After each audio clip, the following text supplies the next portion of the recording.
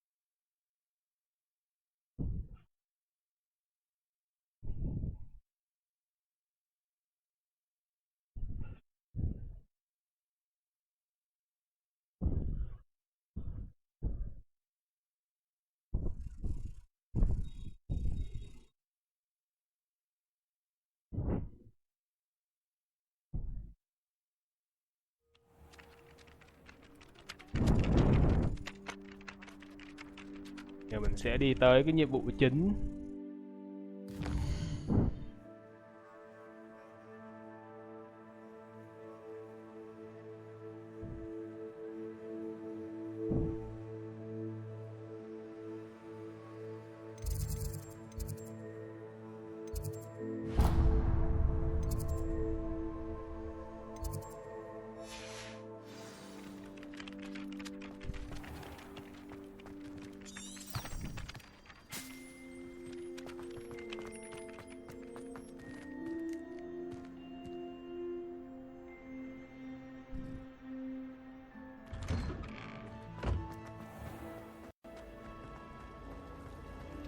Gì đây? Nó làm tên làm tên cá luôn. Động rất là đẹp. This cannot possibly be. Như xung quanh nó cũng có mấy cái nhiệm vụ phụ đó các bạn.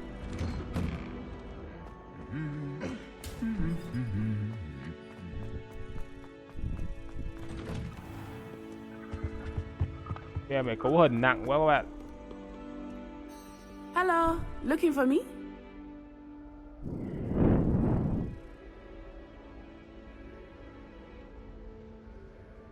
Nó nhìn mặt nhỏ bị I lỗi hope nhìn I kinh haven't thì kept các you bạn. waiting long. Not at all. Professor Weasley tells me that you need to go to Hogsmeade. You must be eager to have your own things again. And to see the Bây giờ village. chuẩn bị đi tới I've been cái looking làng forward to Hogsmeade các bạn. Good. Tốt vậy, Shall we chúng set ta off? khởi hành thôi ha. I Và intend nhất to định give sẽ you a mang một trải nghiệm first-rate Hogsmeade Hogsmeade tuyệt vời nhất đến experience. cho cậu.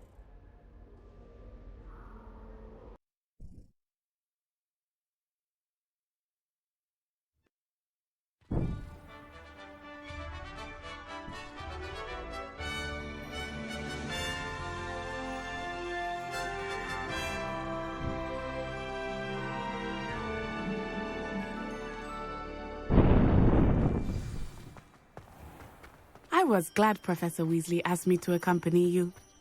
Really? Yes, I had planned to extend an invitation to you myself. I thought you might enjoy a butterbeer in the village. Giờ ra The khỏi timing trường. of Professor Weasley's owl was perfect. I cannot tell you how nice it Hướng is ra to phía breathe bắc fresh của air Hogwarts. after being cooped up in ancient rooms. Grave mistake Có to mấy take it cái as an tự tưới elective cây class, luôn. believe me. I believe you. Though I suppose you would not really call it elective when your mother was the one who elected that you take it.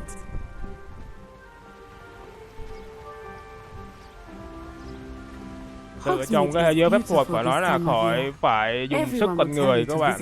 Sướng thiệt. But that's one of the few times of year I would rather be indoors. Not much for the cold, are you? Oh, I do not mind the cold so much. Tớ không ngại trời lạnh cho lắm, nhưng mất một thời gian mới quen được ở quê nhà nơi tớ chưa từng có tuyết bao giờ. Tự quê nhà em này là ở châu Phi mà sao có tuyết? Over here. I often spot lacewing flies in this area. Oh, what's so special about that? Rồi cánh They are ren nè. interesting to look at, but if you stew them, you can also use them in potion making. Mấy cái cây biết thổi ken. Mấy cái bông chứ.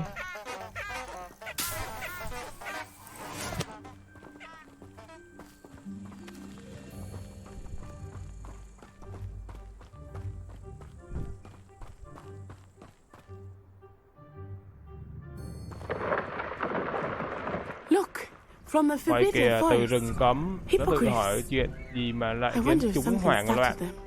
Mấy con I này, heard mấy con rumors bằng that mã hypocrites sao had các been bạn? spotted nearby. Mình nhớ nôm na là vậy. You think Poppy's already seen the Biết hippogriffs? mấy tập sau biết mình có được cưỡi không? Likely already made. That's the forbidden forest on the left. Bên It's trái off chính là limits to rừng cấm, nó students. cấm học sinh bén As the mảng name vào giống như implies. cái tên của nó. Why is it off limits? The professors Sự claim rừng it is cấm too rất là nhiều nguy dangerous. hiểm các bạn.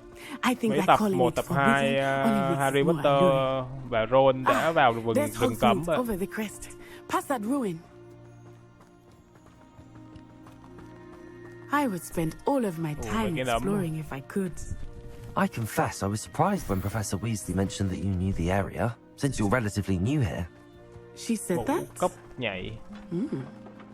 She knows more about me than I had thought. I will say, while I certainly learn a great deal in class, much can be gleaned outside of the castle walls.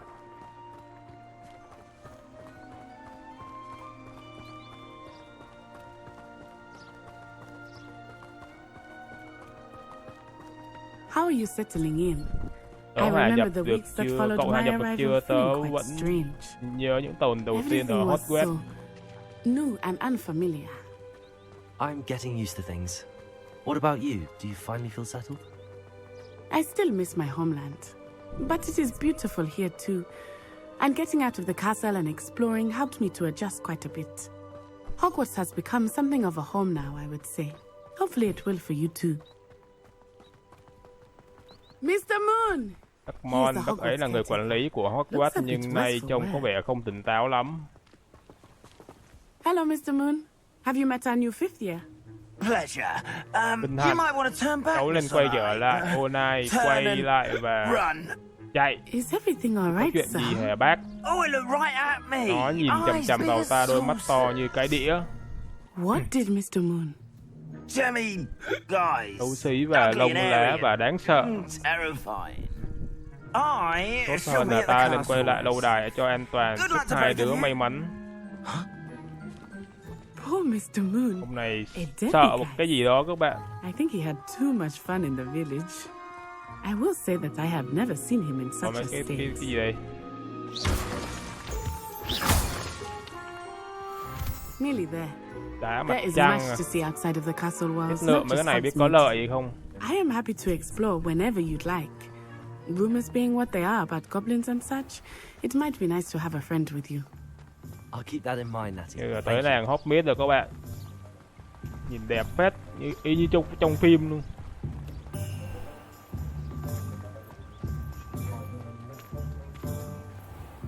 And here we are. Lâu lâu nó bị giật It các is bạn, hard nào to thông know cảm where nha. to start. The Three Broomsticks is the place for butterbeer. And you can get any sweet you can imagine at Honeydukes. I could not choose a favorite shop here. It changes with every visit. I can tell you that you are certain to find everything you need in Hogsmeade. Professor Giáo Weasley sư said Whit này that you nói need to rằng get cậu potion cần lấy recipes, công thức thuốc, một spellcraft, ngụ some quỷ và một seeds, vài hạt and... giống và A new wand. một cây đũa phép Of mới. course, Đúng you rồi will ha, enjoy cậu hết Mr. không? Ollivander, and I am xem. keen to see what you will do with a wand of your own. Chắc You bây should giờ be đi able lấy to đũa collect phép mới các everything you bạn. need and still have time to explore a little as well. Experience Hogsmeade at your own pace. We can meet up in the Cái town làng circle này when như you mình are nhớ không finished. lầm là trong cái phần 2 Harry Potter Enjoy và yourself. nhóm bạn I will see cũng you vô đây mua đồ rồi các bạn.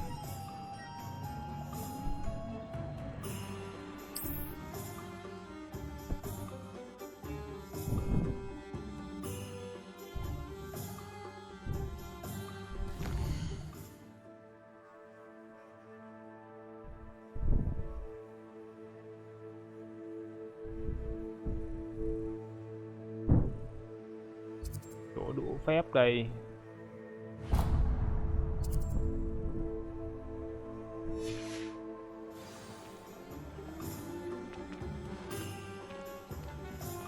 Ồ, có con mèo.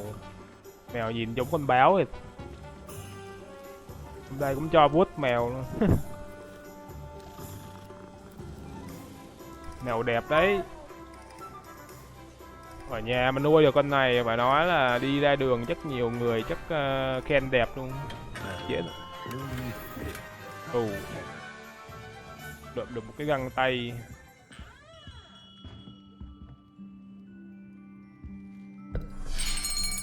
I'll be right with. Chờ chút. Ah, Ra tới liền. À, ra là cháu. Xin chờ just một a chút. moment, please. Hello, sir. I'm looking Chào for... ông ạ, for a cháu new đang wand. tìm một cái Yes. đũa phép mới đúng chứ? It's about time. Yes, about time. Well, you're our new fifth year Dạ, student, are you cháu not? là học sinh Oh, mới what am I năm thứ saying? 5. Of course you are. Gerbold Ollivander's the name. But of course, you'll have heard of the Ollivanders, I'm sure. Finest wand makers in the world. It's a pleasure Ta rất to vui meet được gặp you. cháu thật Truly. đấy. Now, come Giờ with theo me. ta cũng Let's tìm find cho you cháu the một cái đũa phép perfect hoàn wand, hảo chứ shall nhỉ? No, Không phải mày. À đây, không tệ. Có lõi mạnh mẽ. Có lẽ là mày rồi. 10.5 inches. Đũa phép đầu tiên chưa chắc gì đã hợp các bạn. Here, give this one a Đây, hãy thử try. cái này xem. Well, go ahead, swish. Rồi đi, vung lên ấy. How Lại hạt đấy một lần nữa Once nào, more, thử come on, vẫy nó really xem. swish it. Ôi trời ơi. Không phù hợp rồi. Well, this isn't a good match at all, is it? We'll find you something Chúng not ta to sẽ worry. tìm ra cái đó cho cháu. No, not Không you. phải mày. À, có lẽ đúng rồi, một loại gỗ hiếm. Lõi tim rồng. Yes. A rare wood, 13 mét. 13 inches, dragon heartstring. Let's give this one a Thử cái này try. đi.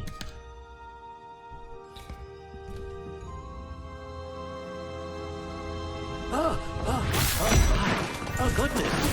Ôi giời, cái này cũng không Back hợp to luôn. the shelf for you. Mình nghĩ cái thứ ba hợp với các This bạn. is proving to be trickier than I had anticipated. How perplexing. Where are you? Mày đâu rồi nhỉ? Perhaps you. Mày đây There rồi. you are.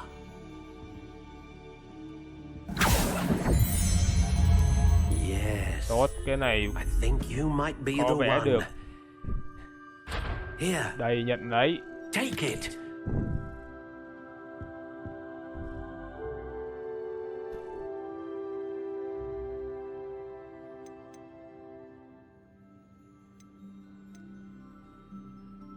Rồi bây giờ mình chọn How từng cái xem cái nào đẹp intriguing. các bạn.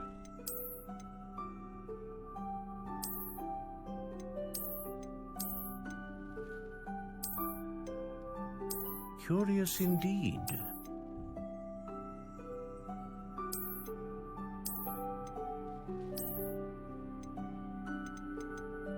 How intriguing.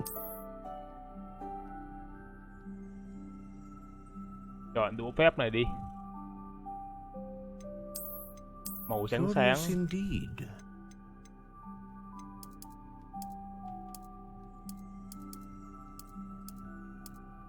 phổ thông đi. How intriguing.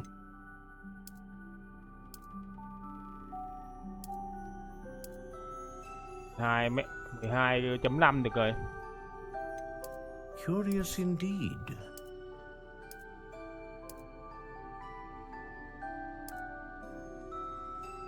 Cực dẻo đại gân tim rồng, lông kỳ lân, lông phượng hoàng.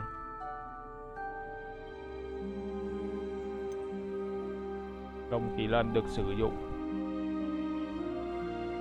giải phóng sức mạnh cực kỳ ổn định. Gân tim rồng đóng vai trò là lõi của cây đũa phép được biết A dragon khả năng tạo ra heartstring phép thuật wand is mạnh mẽ most powerful and learns và quickly. dễ học hỏi nhất. Mình chọn này đi. Gân tim rồng. What do you think?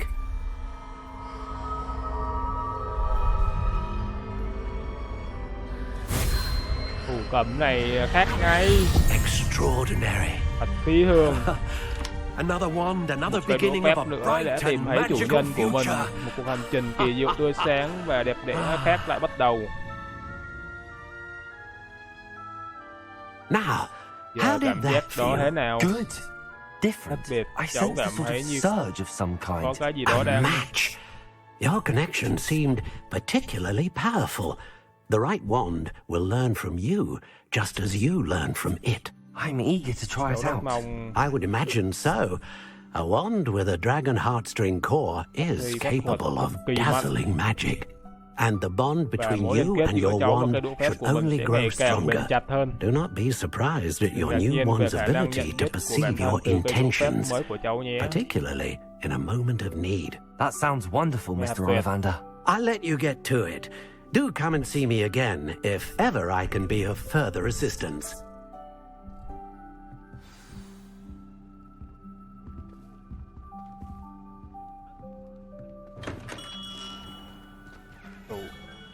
Ghé thăm bà cái cửa tiệm đó các bạn.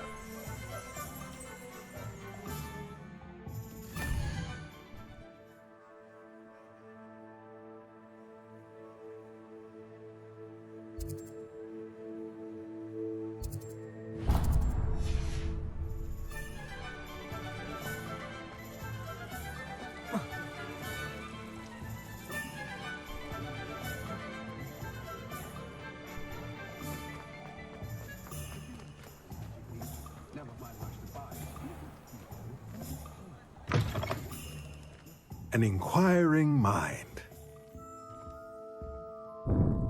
Pardon Thôi me, lỗi cho sir. cháu I'm ạ. here Cháu for the tới vì spellcrafts thuật Professor phù hủy Weasley. mà giáo sư Weasley đã đặt ạ. Matilda's Học sinh, student. tôi nghĩ rằng tôi I thể gặp thought I bạn might be sớm. seeing you soon. Tôi là chủ sở hữu I ở am đây. the proprietor here, Thomas Brown. I take it you've Tôi had a đoán là conjuring lesson then. I'm afraid I haven't yet, sir. But you những will bạn soon sẽ enough. sớm thôi. Đó là thuật phù hủy It is magic tạo ra at thứ its gì đó từ purest. hư vô. Creating something out of nothing. Of course, it is not without complexity. But that is where my spellcrafts come in. Stay the Tiếp tục course, khóa học và bạn có and thể you could sớm gây ấn soon tượng với giáo impress sư even Weasley. Professor Weasley. That's Chắc certainly chắn something là to điều aspire đáng to, khao Mr. khát. Brown. Ông I Brown, look forward to that day. tôi mong chờ ngày đó. And I too seeing it. Spellcrafts are incredibly useful for conjuring unique items like custom pieces of furniture or decoration. But I shall let Professor Nhưng Weasley do để the giáo teaching. sư Weasley dạy, bây giờ For hãy now, lấy những thuật phù hủy let's get the bạn spellcrafts cần. you need. A potting table and a potion station. Yes? I believe so, sir. Good. Nothing like being able to grow your own ingredients and brew what you want when you want. Let's have a look. Let's look at what we have, shall we?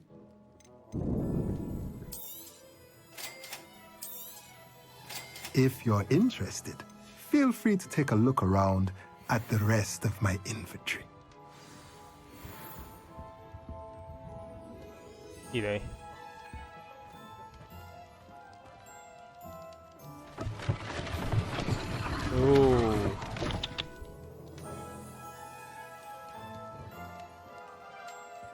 Rồi chắc đi thôi.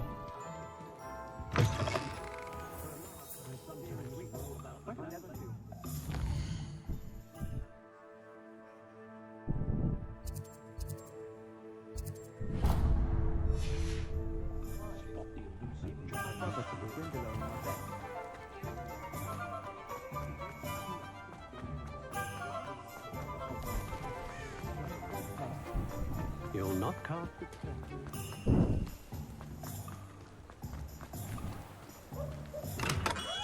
Welcome to J. Pippin's Potions. Pardon me, sir. Hứa lỗi Oh, hơn thank ngài. goodness. When I heard the bell, I thought you were Miss Lawang. Not that she deigns to come here. Though I don't Nhắc believe mới I've nhớ seen ta your nghĩ là face here mình thấy khuôn before. mặt như either. cháu ở chỗ này. It's my first time Đây in là lần đầu Hogsmeade, cháu actually. đến Is it really? Well, Parry Pippin at your service. And this is J. Pippin's Potions. Potions for all ailments. You'll have read it on the sign, of course, but Grandfather always made me say it in full. How may I help you today?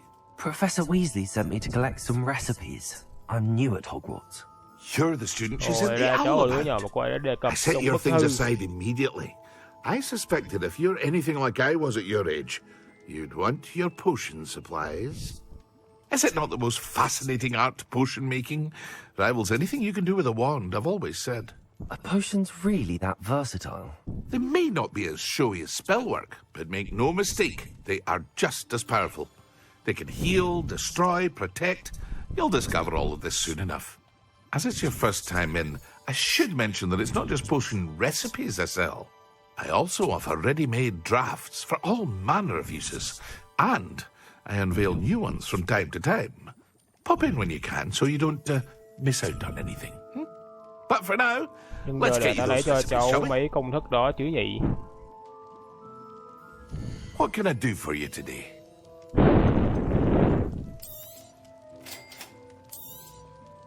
Feel free to take a look at the rest of my inventory, or come back another time if you're in a rush today. Như mấy cái công thức khác phải có tiền. Gì đây? Ngon, khăn tràng cổ.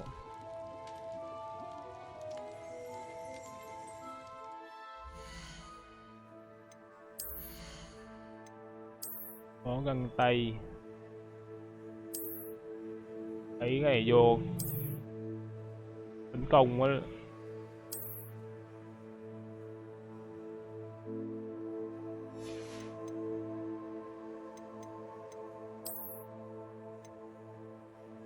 Tấn công lên 3 luôn.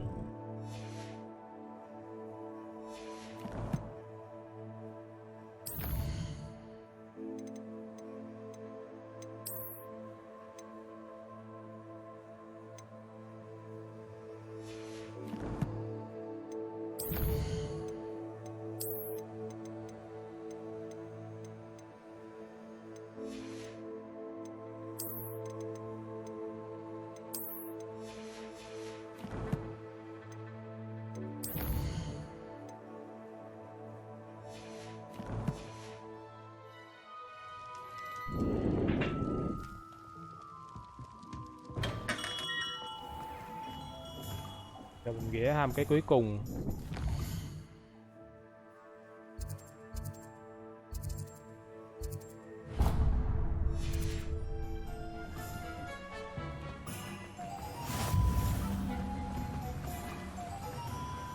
Đấy kia luôn.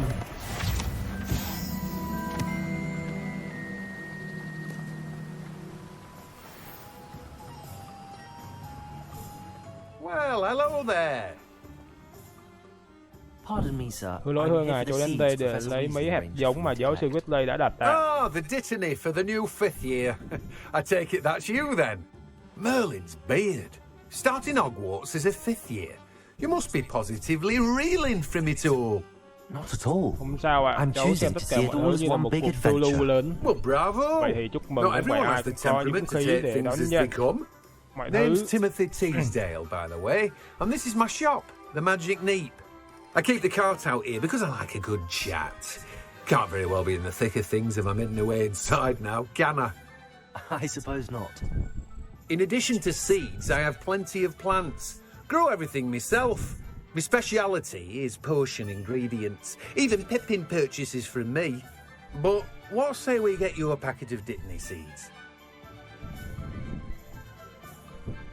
Let me guess. You're after something fresh. Do have a look around. Plenty of ingredients to pique your interest, I'd wager. Well, that's everything. Better go and find Natty.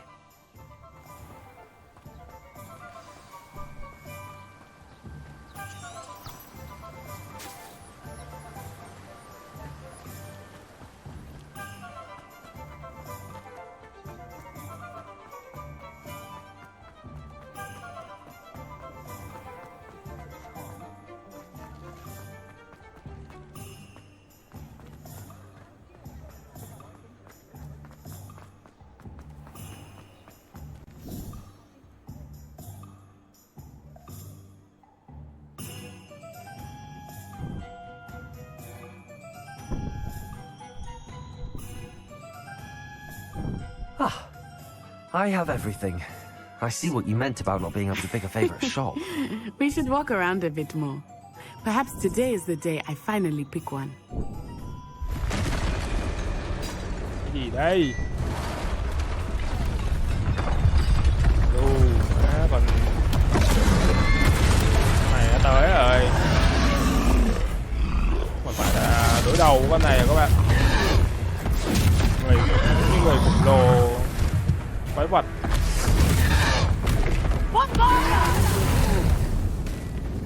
Draw it away from the building! Away from the village!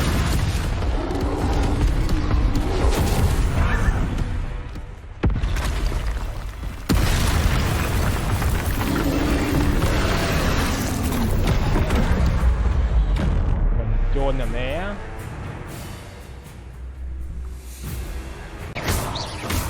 Are we weakening him at all? Keep at it! We have to wear him down!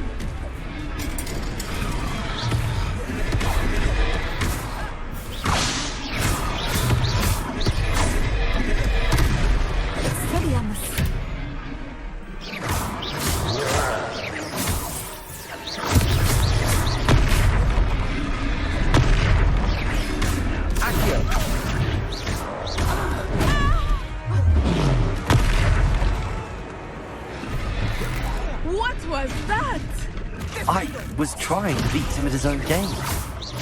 I like it. Do more of it. Ui, nó nhanh thế. Mày chết mẹ mày này.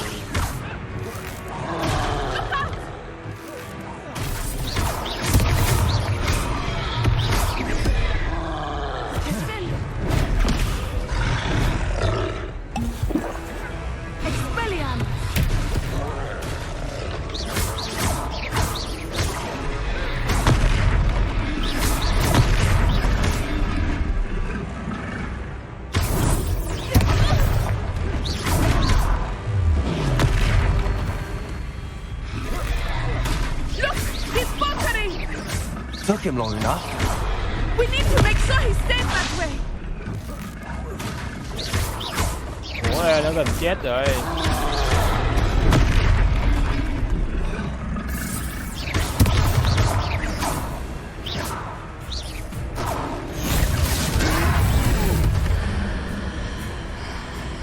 Đây, chiêu cuối luôn. Quá mạnh. Bắn xác.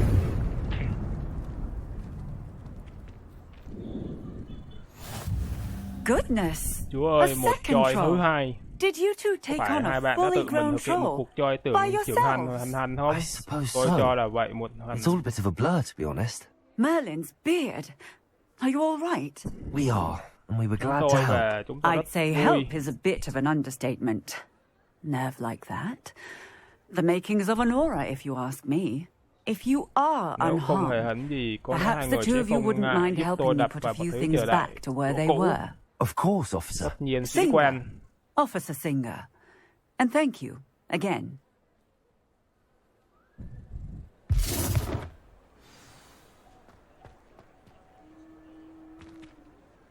Chữa hiện tại nhấn số 3 rồi. Repairer. I will see what he wants.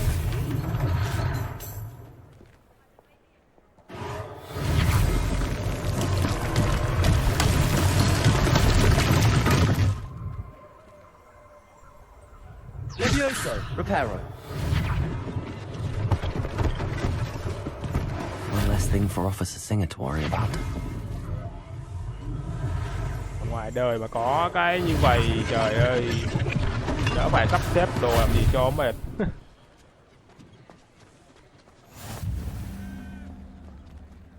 Có được cái vị trí fast travel rồi.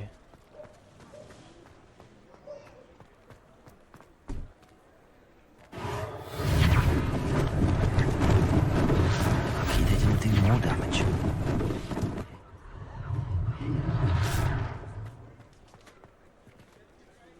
Repairer.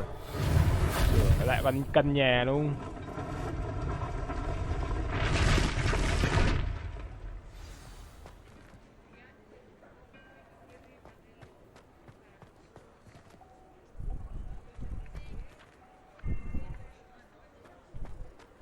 Có cuốn sách. Accio.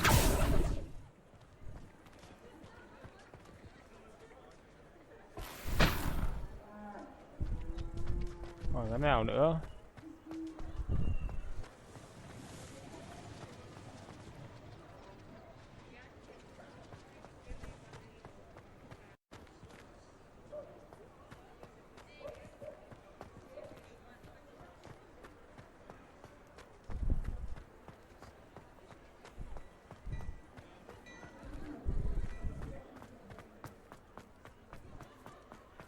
Accio. Reparo. Không.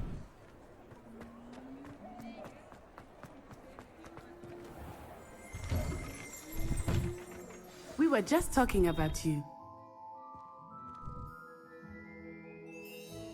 Hello, sir. Xin chào I don't ngài, believe we've tôi met. tin chúng ta đã Allow gặp me to nhau. introduce myself, Augustus Hill, clothier extraordinaire.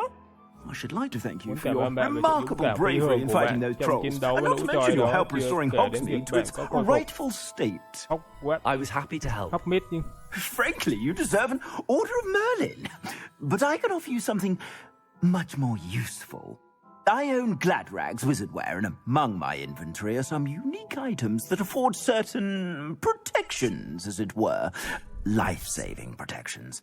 And as I suspect this won't be your last dangerous encounter, I'd like to give you one such set of robes, in thanks for what you did today. Thank you, Mr. Hill. That's very generous of you. It's the least I can do. Now, let's try this on for size, shall we? Plenty for your perusal today. Take your time. Ủa, đây có bán đồ tùm lum rồi các bạn.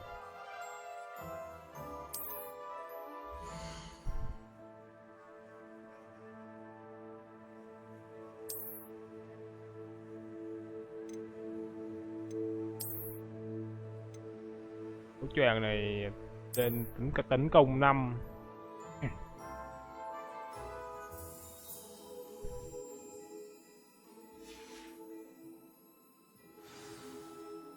What an extraordinary Là một lời introduction giới to thiệu phi Hogsmeade. thường về Hogsmeade. I would Tôi say muốn that nói we, rằng chúng and you tôi in và đặc particular, biệt là bạn have đã earned kiếm at được ít least nhất one butterbeer. beer. Shall we head to the Three Broomsticks? Sounds like a good idea. Wonderful. Just down this way then. I sell even more battle-worthy items, should you be inclined. You're most welcome to peruse my shop at your leisure.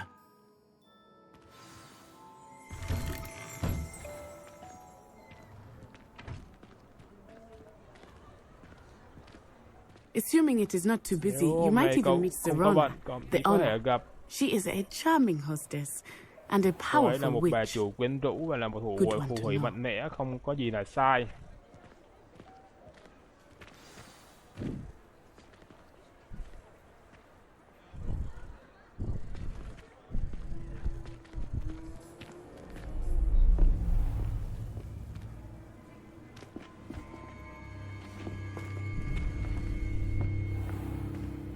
You said you could get to the child when they came to Hogsmeade.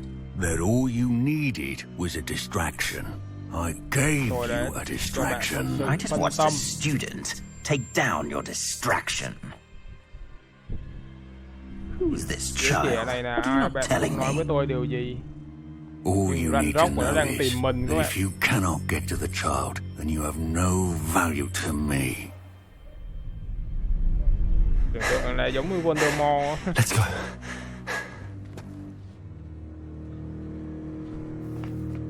Did they see us? I don't think so. What was that goblin doing with Victor Rookwood?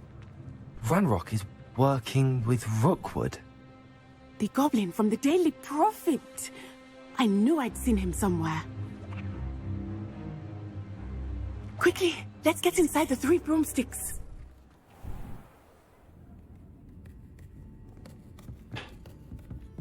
It's a treat to see you Rất vui look được up. gặp anh. I shall let Tôi you know sẽ if I hear cho bạn anything. biết nếu tôi hay Thank nghe thấy you, điều gì. Serona. You be well.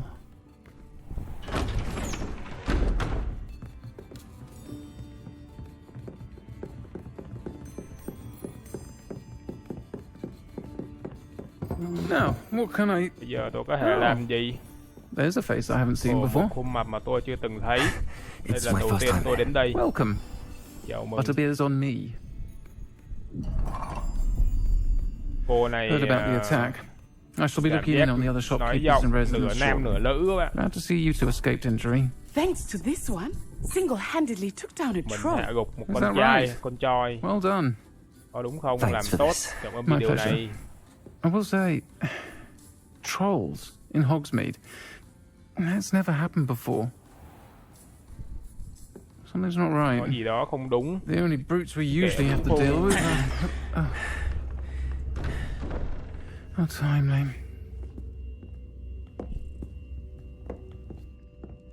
Was that Lodgok I Có saw phải leaving just mà now? tôi vừa rồi đi không? Your clientele's not what it used to Không be, còn như sir. trước nữa. Not to worry, Victor.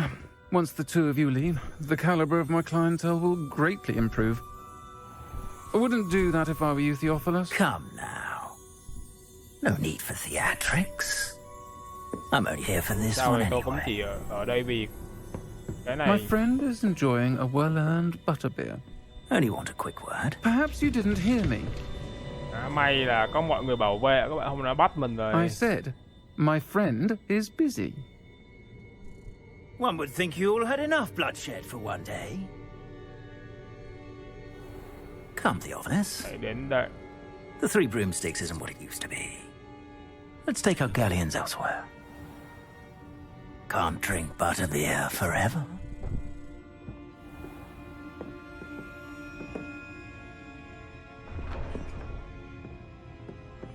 Seems Có you've vẻ made như an bạn đã unfortunate tạo ra một enemy. kẻ thù đáng tiếc. Watch your back. Coi chừng phía Rookwood and sau. Harlow are worse than any troll you might encounter.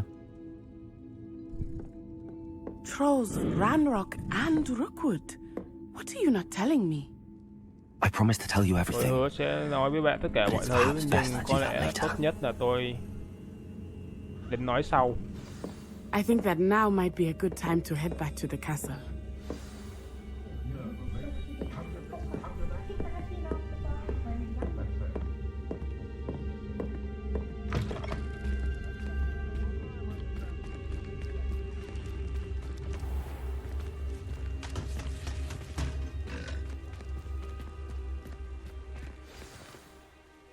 I am certainly glad Tôi rất Sirona mừng was vì there. có And that she Sirona. isn't intimidated by thugs like Rookwood and Harlow. I want to understand what's going on, and I hope you will tell me.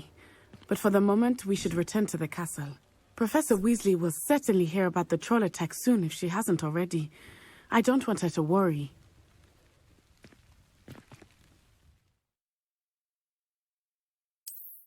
Giờ trở về lâu đài.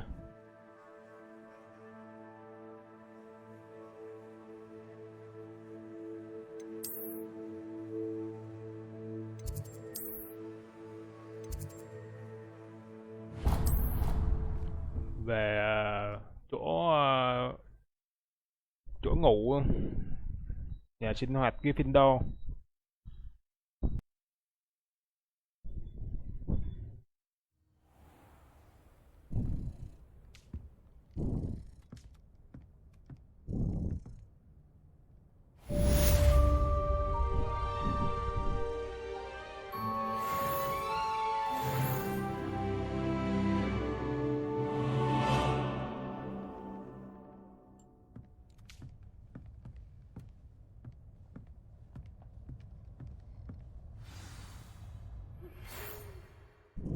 Có thư à?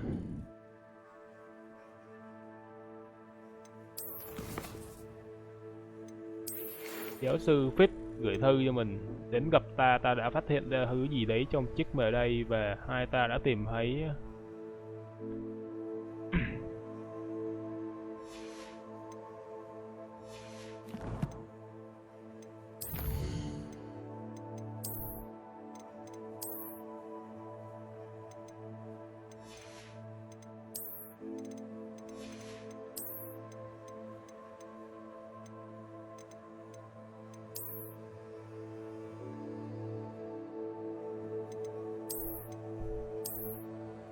Này chắc có thể chế tạo được cái thuốc các bạn.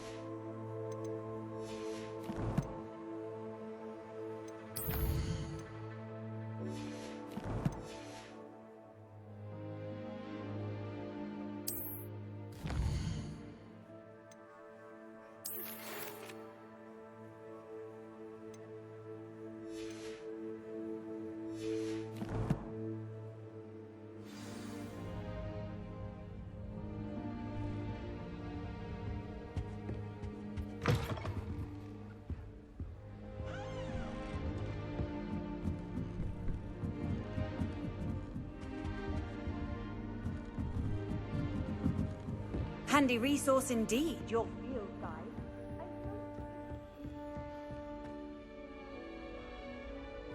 Many of your parents were Gryffindors. Oh, the stories I could tell.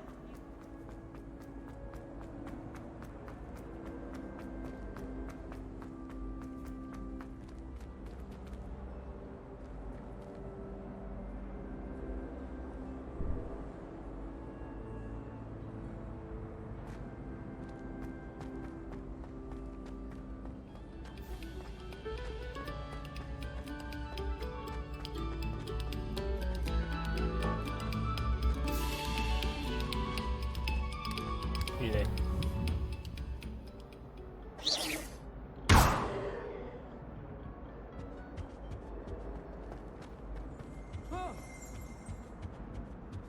Scared you!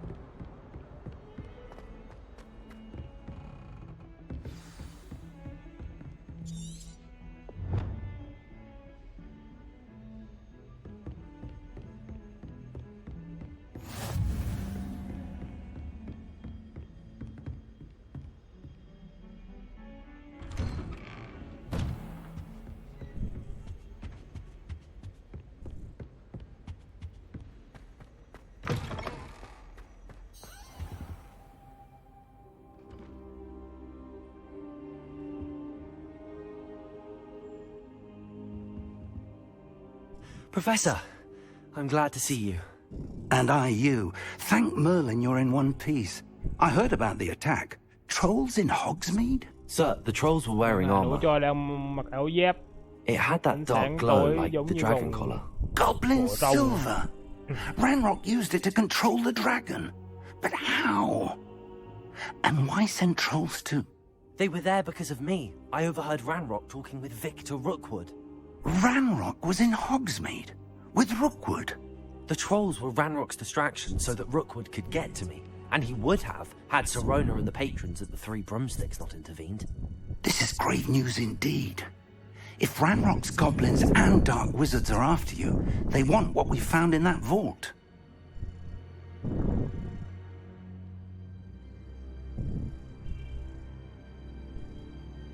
They're after the locket. You said you discovered something in it. Yes, yes. I discovered an inscription. When I read it aloud, this map appeared. Clever enchantment. It's a map of Hogwarts, to be sure, but I do not know where it leads. It leads to the library. Đến thư viện chính xác là khu vực hạn chế và một chút xa hơn tôi thấy dấu vết ma thuật trên bản đồ. I see traces of magic there on the map. I suspected you would see something. Shall we go? I appreciate your enthusiasm, and I'm eager to discover what we may find there as well. But if our experience at Gringotts, let alone what happened to Miriam, taught me anything, It's that the path we're on is terribly dangerous. I'd like you to work with Professor Hecat a bit before we continue. But sir, how dangerous could the library be? Perhaps we're only after a book. Perhaps we are only after a book, but we should be prepared for anything. Once you've honed your defensive magic further, come and see me. I'll let Professor Hecat know to expect you.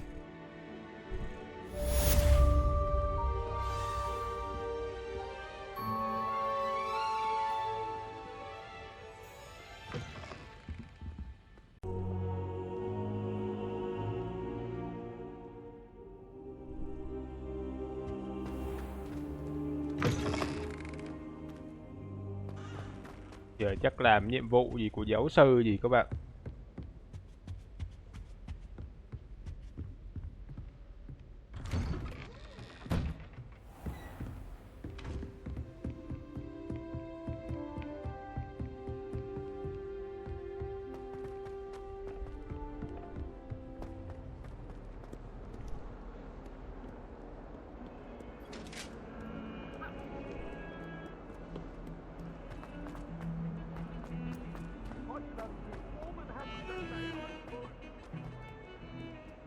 Mỗi lần cứ đến cái chỗ này là nó hơi bị giật xíu. If only a new student were to help me with my stuff.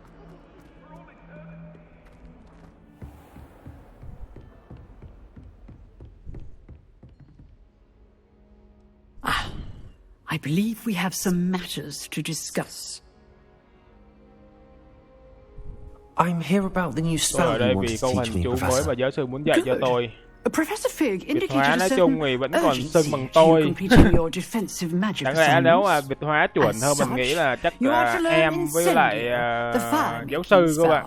Handy for lighting Đây là em với torches, cô. burning away spider webs, and Cái này bản when Google dịch lên necessary, chấp nhận được defending các bạn. against those who would wish to do us harm.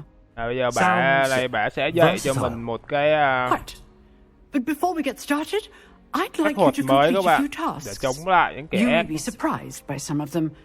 Astonishing how much students don't think their professors know. When you're finished, come and see me. Then we shall begin working on Incendio. You know where to find me once you've finished. chỗ nào là mình phát ra vô ấy.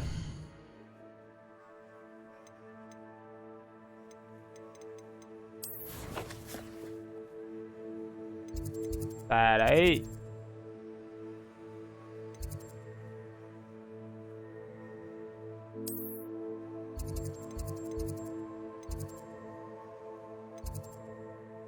Mấy chỗ này nó không cho phát travel à. Mình không có được cái chỗ phát travel bên đây.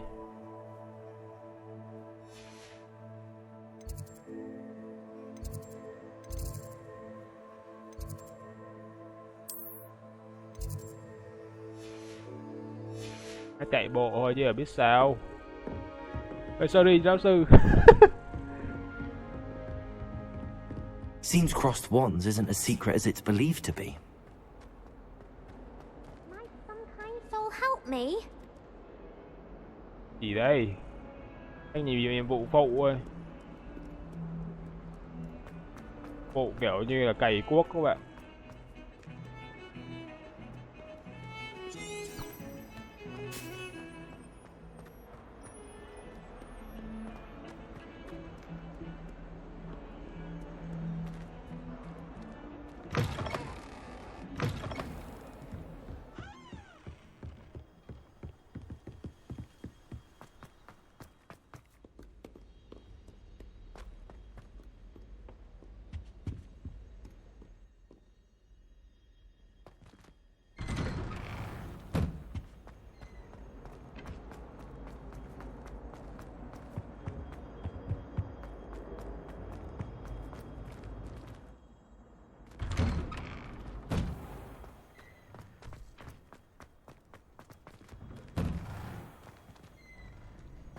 Ready for another round?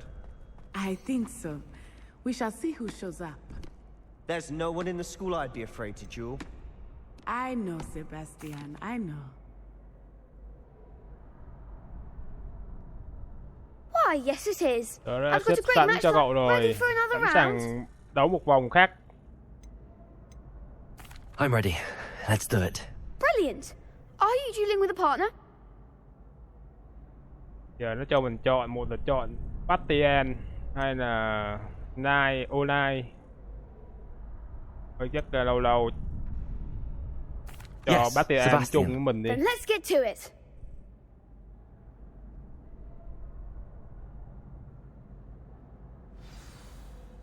Ready to get thrashed? Đi đấu với mấy em tươi quá ta. Apologies in advance.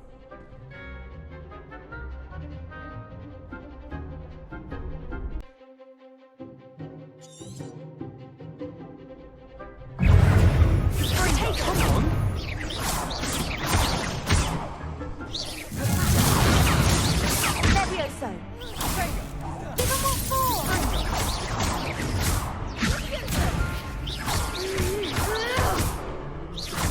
Levioso.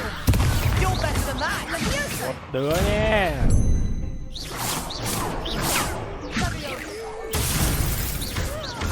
Mind the one.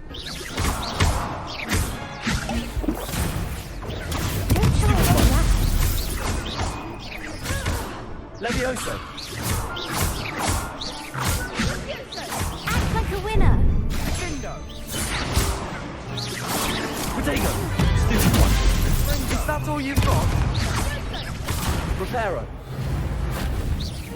Levioso. There goes my wager.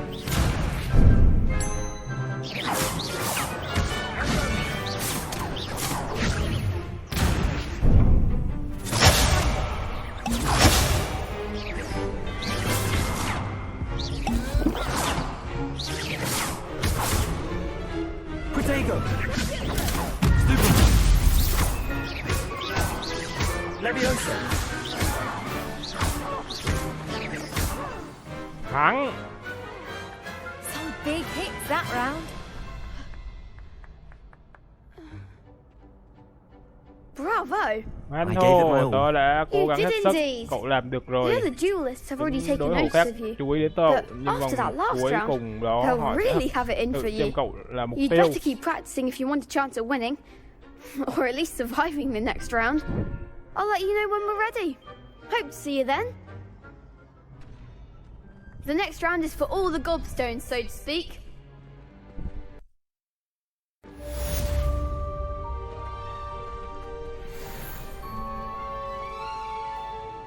Hello, Lucan.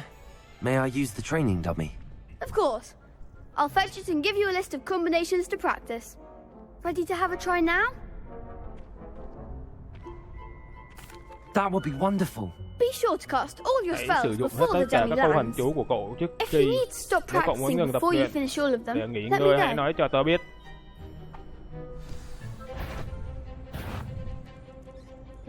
Giờ nhấn là số 4.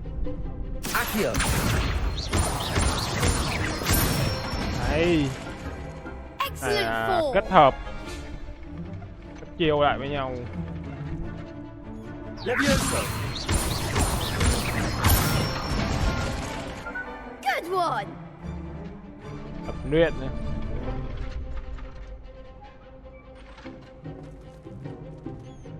Levioso. Keep trying. Sai rồi. Levioso. Kỳ vậy. Levioso. Accio. Nicely done. I'd say that's Tớ enough muốn nói practice. là thế là đủ rồi You đấy, looked trông good out cậu there. rất điêu luyện. Thank you, Lucan. I say better to Có discover thể nói one's tốt hơn weaknesses nếu phát hiện ra during điểm yếu của practice bản thân than lúc during a tập luyện duel. hơn là nhận. You'll be Khi a đang chiến đấu, fearsome tôi đoán cậu challenger là now. một đấu sĩ đáng kinh.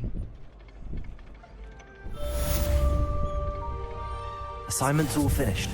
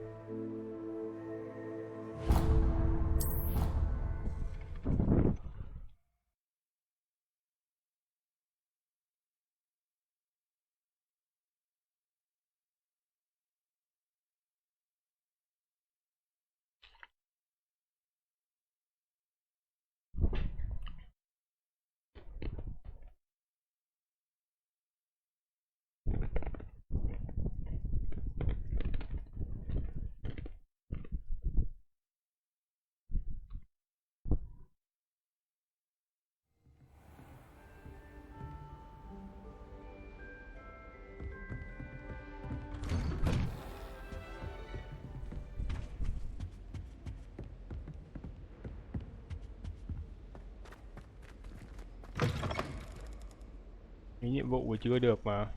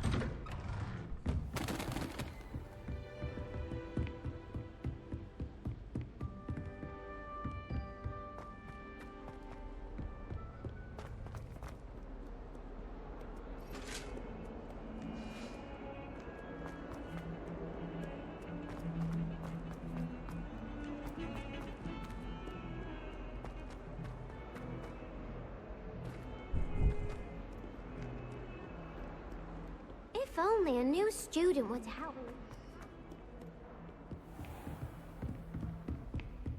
I trust Mr. Brattleby was able to accommodate you and that you found success in your endeavors. I finished all of the tasks you gave me, Professor Hecat. Glad to hear it. Then you should be ready to learn Incendio. Should be, Professor. Yes. I'm sorry to say, I visited enough careless colleagues at St. Mungo's to assure you that fire is a fickle servant. Your spellcasting has impressed me thus far, but please maintain focus. I would rather we not end today's lesson with your robes aflame. Let us begin. And remember, focus on the proper wand movement. Concentrate and keep your wand steady.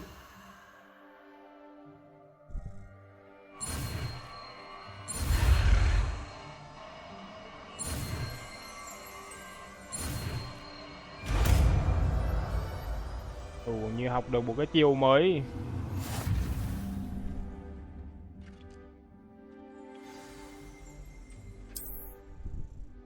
Good work.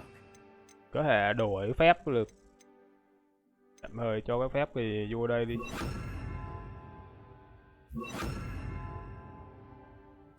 Feel free to practice in the classroom before you go.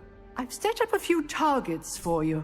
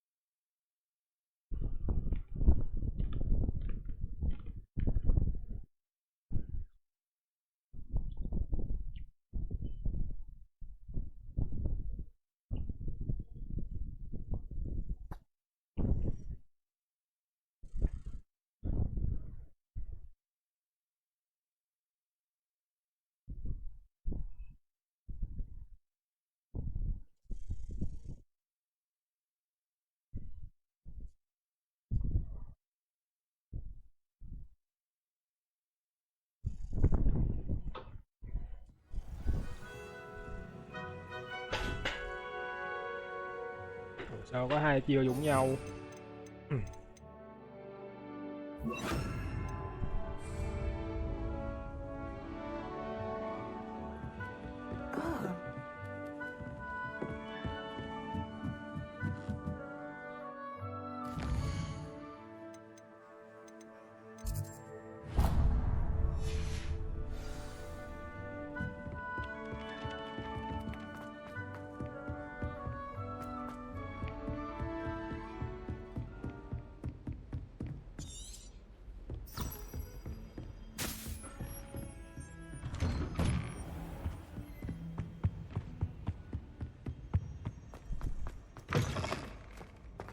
Ah, there you are. Hello, sir. Chào You'll thưa be ông, pleased to know that bạn I worked sẽ on hài the lòng khi biết defensive rằng magic tôi đã of nghiên the cứu Sách. phép thuật phòng thủ của So I mình với hear. giáo sư. She tells me you've taken rather well to your new wand. You must Bạn continue tiếp to work tục with làm her việc với and cô your ấy và other các giáo sư professors to khác improve của your bạn skills. để That said, cải thiện kỹ năng. I don't wish to Từ đó postpone nói our rằng visit tôi to the không có library gì any chuyến longer. thăm thư viện của chúng ta. So, Vì vậy shall chúng we ta sẽ proceed? tiến hành. Fig, I have work for you. Tôi có việc cho Come. bạn. Đến. Headmaster, I'm with a student and my Tôi đang ở schedule. Your cùng với một schedule học will sinh. wait indefinitely, Lịch as của will bạn your đang student. chờ vô hồi hẹn. I would think that after all the trouble you caused me with Osric, you'd be eager to make amends. Bị hay hiệu trưởng My Hình office, chắc rồi. 5 minutes. Ông Phích thì phải vô phòng hiệu trưởng làm việc rồi. That man is Người đàn ông đó đang rất exasperating. thật không may chuyến Unfortunately, đi our đến khu trip vực to the hạn chế của restricted chúng ta section đã will have to phải wait a đợi bit lâu hơn một longer. chút. But Professor, We Giáo have sư. no choice. It would be unwise to provoke our illustrious headmaster further. I shall find you when Tôi sẽ I've tìm thấy bạn completed khi tôi hoàn whatever thành bất kỳ công việc toils khó I khăn must nào mà tôi endure. phải chịu đựng.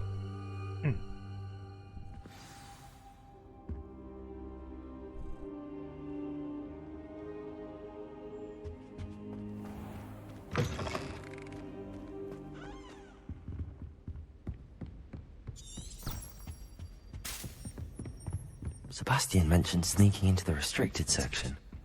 Perhaps he'll have an idea.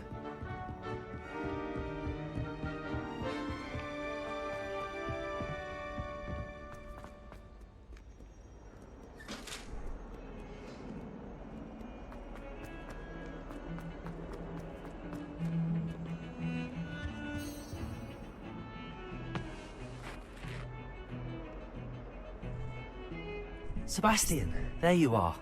I was hoping to see Tôi hy you. vọng I was in the gặp Three được bạn. Broomsticks after the troll attack and saw what happened with Rookwood and Harlow. Not many Không nhiều students sinh have viên Victor Rookwood's chú ý nó nói attention. về cái gì What thế? was that all about? Seems he's working with Ranrock, and Ranrock is after something I found at Gringotts. Ranrock? And when were you at Gringotts? Professor Fig and I ended up there after the dragon attack. It's quite the tale. Fig had this port key. A port key? To Gringotts? I'm not sure I follow. I barely follow myself, and I was there. Anyway, we ended up in an ancient vault where we found a map. That map leads to the restricted section. You can't be serious. Không hề nghiêm Deadly túc. serious. Chọc Professor chết Fig người giáo has sư Viết insisted đã that băn I khoăn not tell rằng a tôi không soul được about kể any cho of ai biết this. tới điều này. Probably said too Có lẽ much. tôi nói quá Understood. nhiều. Your secret's Mất của bạn safe with an me. toàn với tôi bất kể đó là gì. Whatever it is. Thank you, Sebastian. You mentioned being clever enough not to get caught in the restricted section. Đủ thông And minh I để không bị am. bắt ở khu vực hạn Meet me chế. outside the library tonight and tell no one. Thank you, Sebastian. I'll meet you later.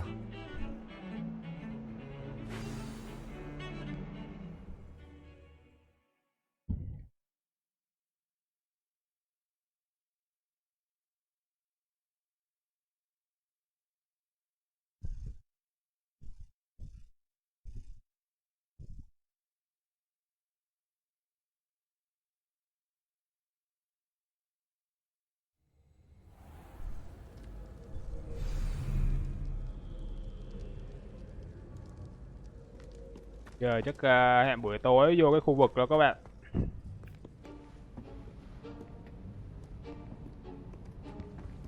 See there? Thấy chưa, đó là cánh That's the cửa door mà we chúng need ta to cần reach. đến. Ngoài And được canh those gác rất là annoying kỹ. prefects would love nothing more than to rat on us to Scribner. Trong So trường don't let them trong see trường us. Hogwarts vào Understood? ban đêm các tất cả Let's học go. sinh phải Hold on về now. phòng đi ngủ hết. There's a spell you should know. Không được, The không ai được disillusionment đi charm. vô. Good for getting places you're not supposed to be. Cast it and you'll appear as little more than a trick of the light, just as long as you keep your distance and stay quiet. You mean I'll actually be Ý able bạn to là turn tôi sẽ có invisible? thể biến thành vô Something hình. like that. Một It's cái not gì as đó foolproof như as a thế, cloak, nó không hoàn but those are hảo expensive. như áo choàng. And Nhưng chúng ta đắt tiền và spells are phép free. thuật là miễn phí. Give it a try. Hãy thử một lần.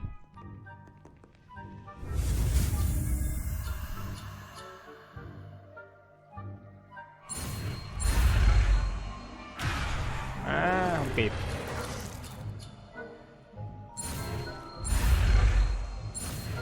Để lên. Khó vậy.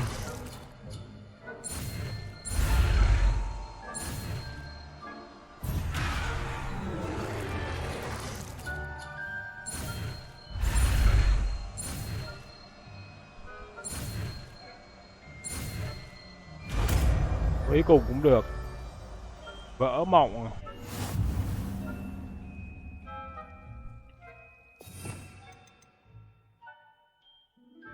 Bây giờ mình tạm thời mình cho cái vỡ mộng vô đây đi.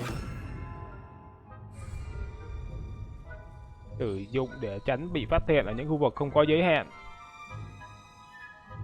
À, cái này là tàng hình các bạn.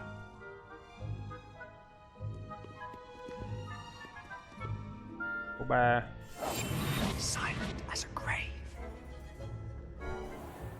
Cũng giống như Harry đã có áo choàng tàng hình vô cái chỗ gì nhà sách cấm rồi các bạn.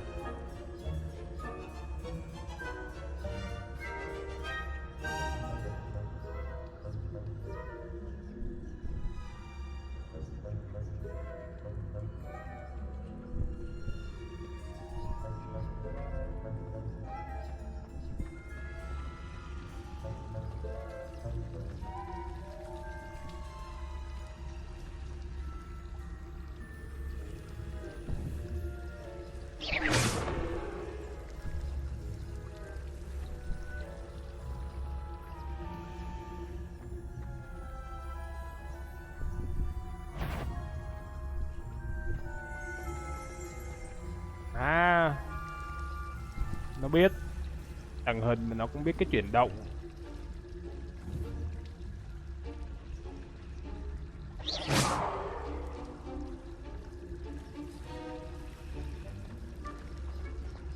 Kiểm tra đi, ngồi bên đây mà.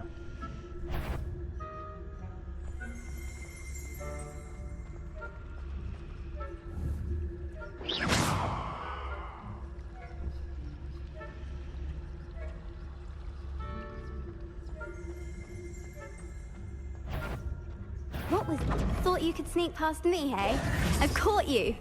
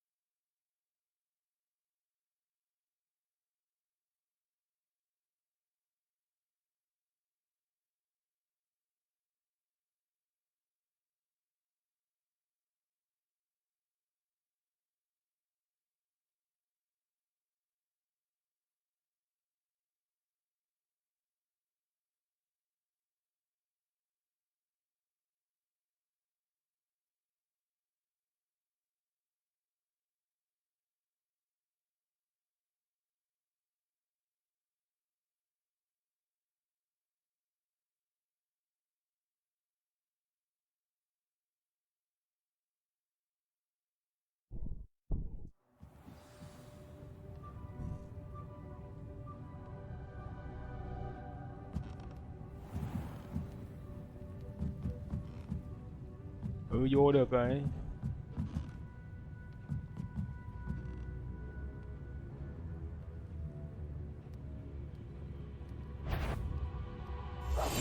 I'll be quieter than a jobberknoll.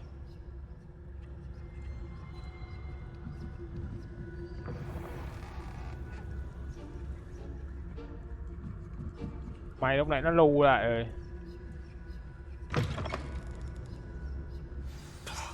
Librarian's still here. Quick, behind the bookcase.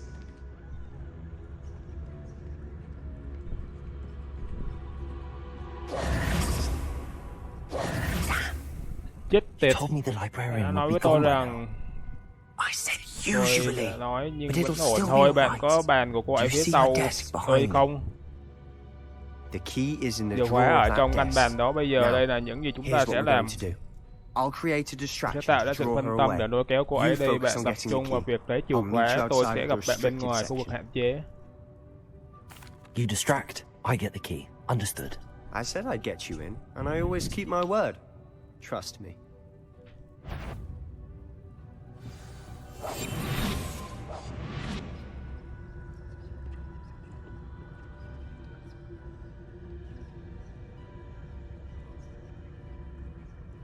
Yo.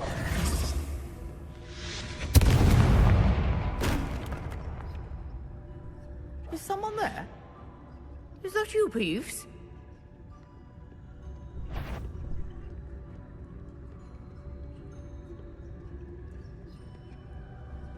Bà qua đó đi.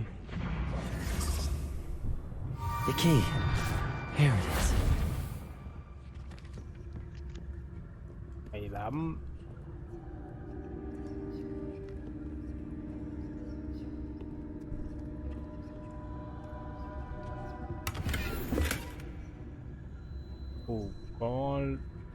Có lượng đồ luôn.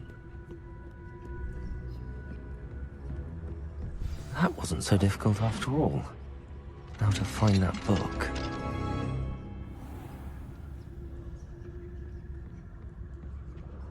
Oh, that one's charmed to look more useful than it is. It's fooled me twice.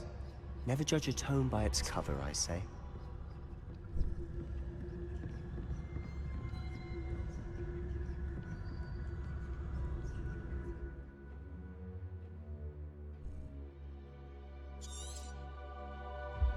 Ghost, don't let her see you.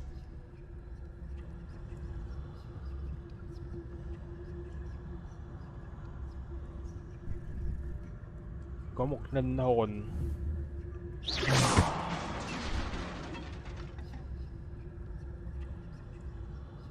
Và đó đi chị, em vô đây.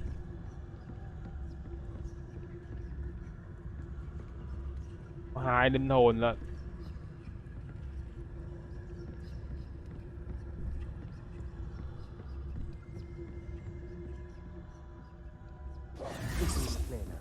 No need for us to be skulking about. Đủ. Có bàn tay ở trong cái hộp các bạn.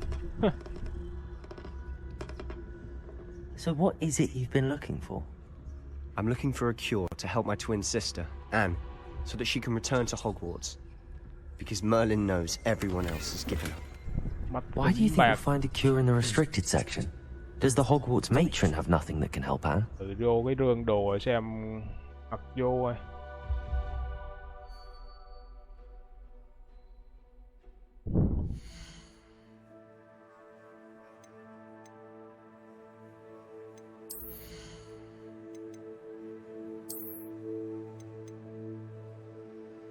Đủ tăng phòng hộ. Ngon.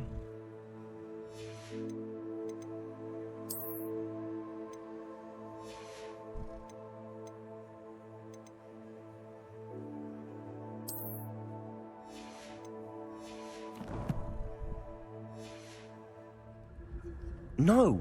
We've tried everyone from Nurse Blaney to St. Mungo. But I can research on my own. No need to concern yourself with that right now. Let's focus on what you're on. Which is what, precisely? I'll know it when I see it. You're being awfully cryptic.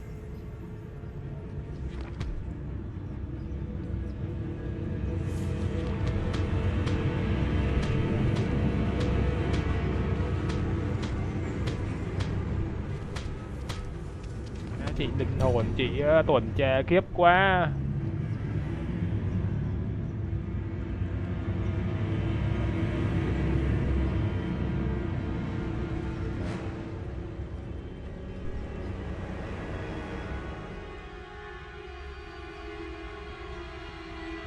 Maybe he's there after all. Wonder what was the price. Secrets of the darkest arts. I'm impressed.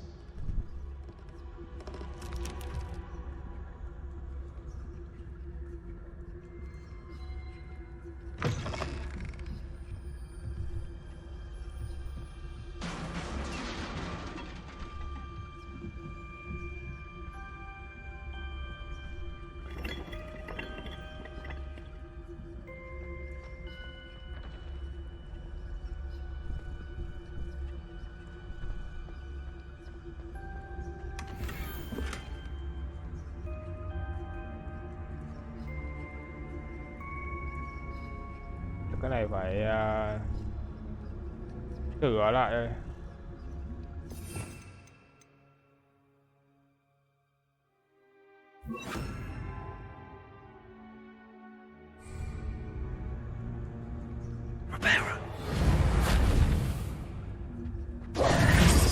Who have we here?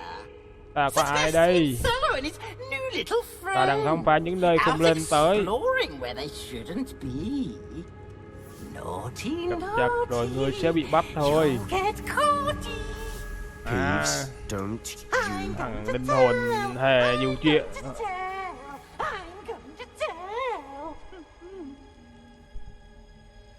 Oh, blasted Peeves! I've got to stop him, or at least get to the librarian with a good excuse for all of this.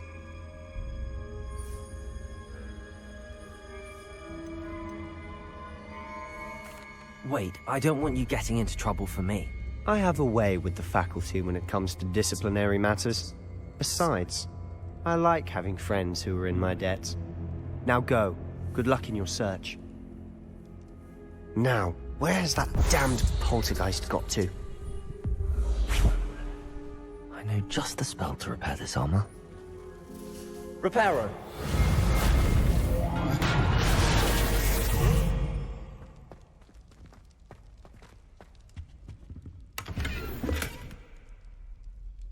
Cũng có khanh choàng bạc luôn.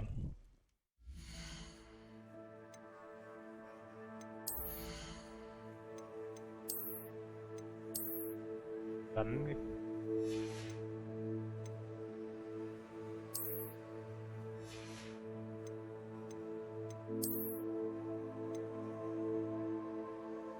Chẳng bạc mạnh hơn.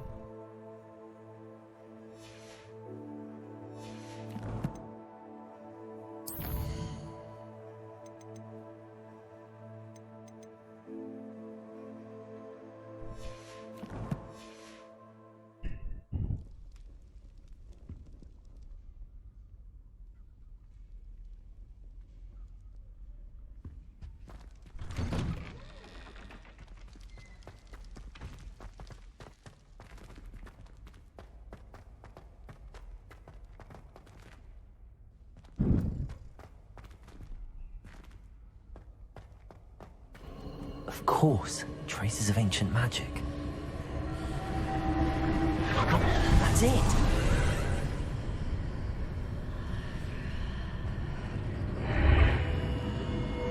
Chỗ cái khu vực là mình thấy cảm giác hơi nguy hiểm.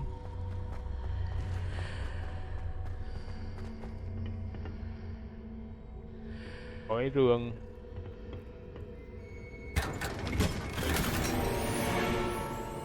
Cái này yếu hơn. Where might this lead?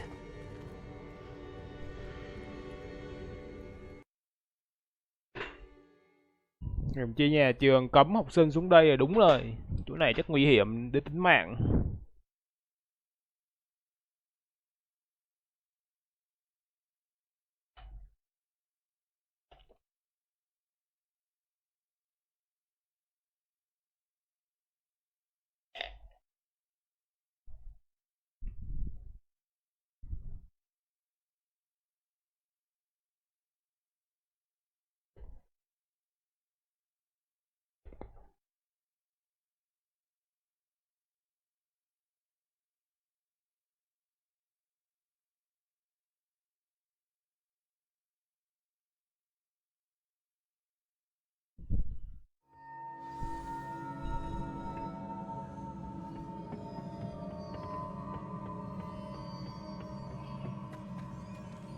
Giờ làm cách nào qua đó đây?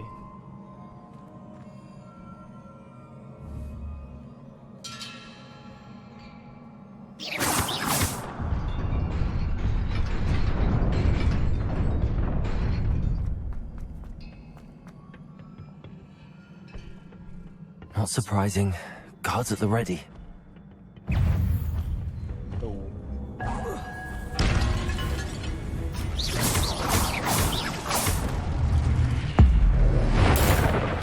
Mày đùa với tao à? Mẹ thằng bị bóp. Anh giờ mạnh rồi, anh không nghe thằng nào hết.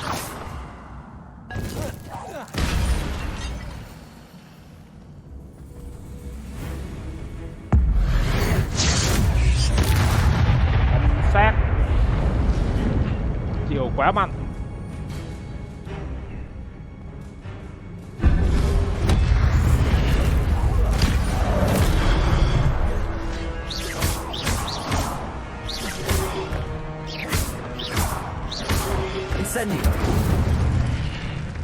Chiêu mạnh phết.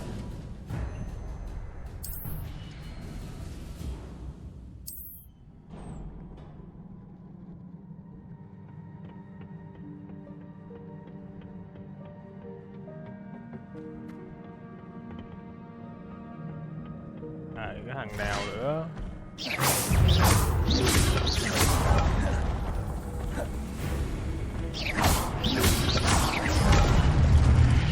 Ui giời ơi, dễ thôi. Incendio.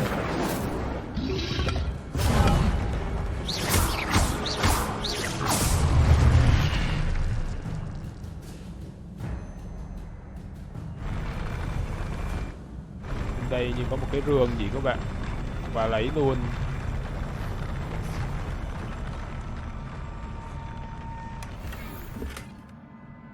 Áo choàng của người làm vườn nè, để xem có mặn không.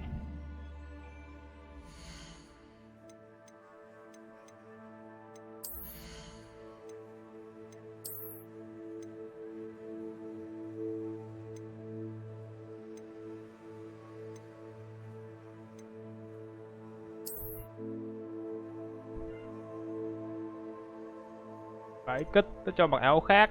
Ok, mặc áo Hogwarts đi. Này hua cái này.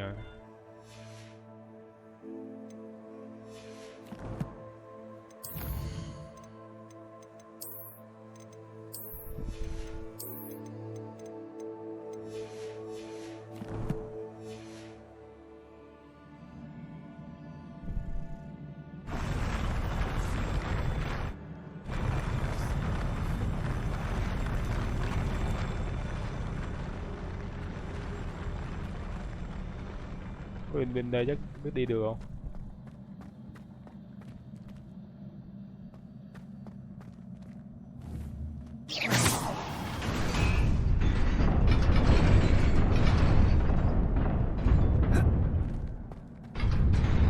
Ê, may qua được, hơi lát xíu.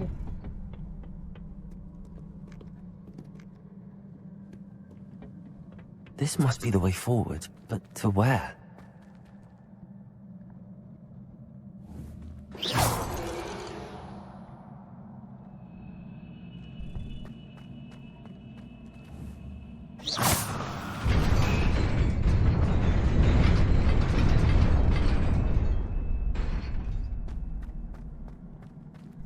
Đấy, giờ sao qua? Nó làm cách nào mới qua được chứ?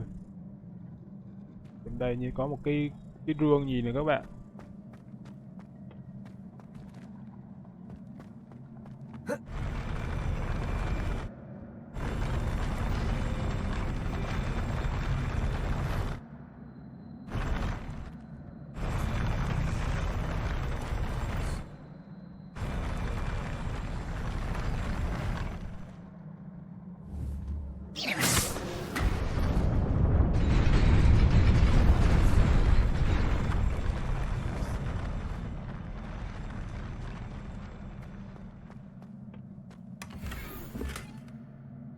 Áo choàng ngôi nhà duyên dáng, nhiều áo thế. Lộ rồi.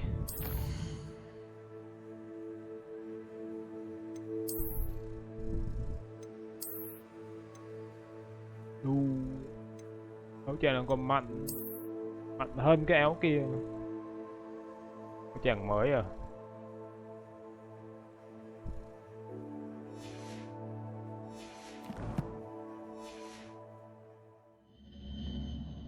Áo choàng này cũng có cái huy hiệu của Gryffindor các bạn. Giống như mình không lầm, cái áo choàng này như cái áo choàng mình đi chổi bay này, tham gia cái quyết đức gì đấy.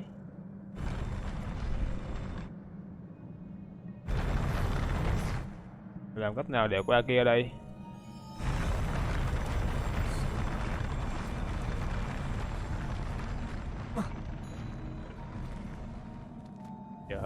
Cắt này nữa. Cho cái này qua đây.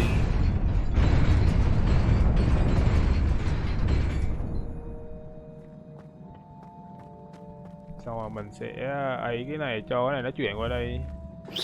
Chạy thật nhanh. Đó. Xong ngay. Áo chàng thanh lịch nhiều thế. Nhiều không đếm nổi.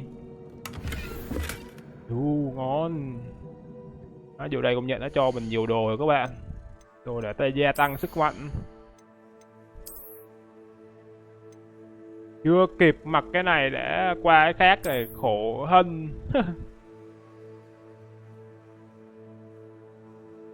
Cái này mạnh phết các bạn. Mình cảm giác cái này đẹp hơn. Mà cái này thì được cái là nó đồ màu tím. Đừng có mặc cái này cho đẹp đi. Từ từ cái kia sau. Mũ luôn. Mũ phù hủy.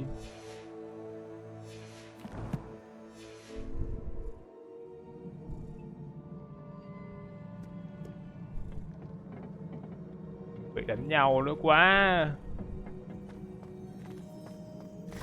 Bây giờ biết ngay.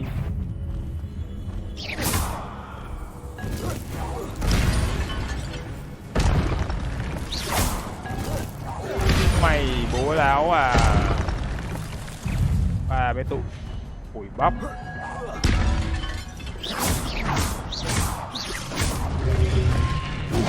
Ui.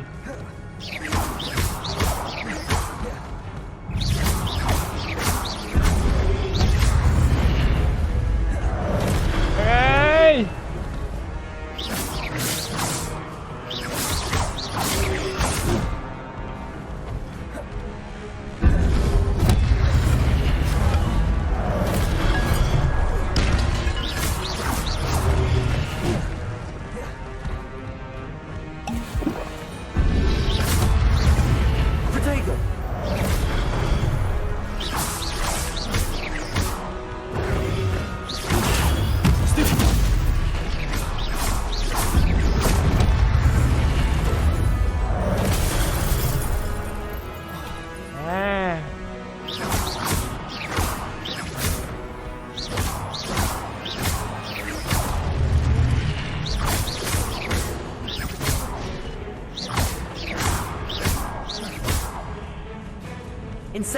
Số 2 ngay.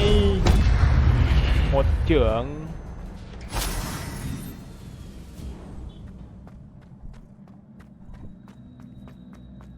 It is a book after all. Cuốn sách đây này.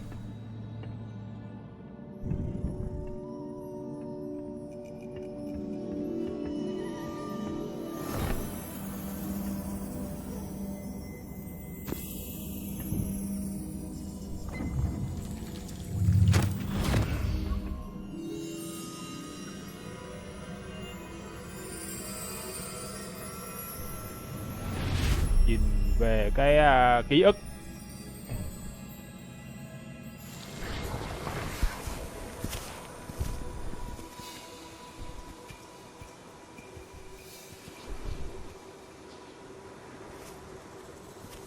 Bốn ông bà. Bốn bà là có phải là 4 người sáng lập ra 4 nhà không có ta?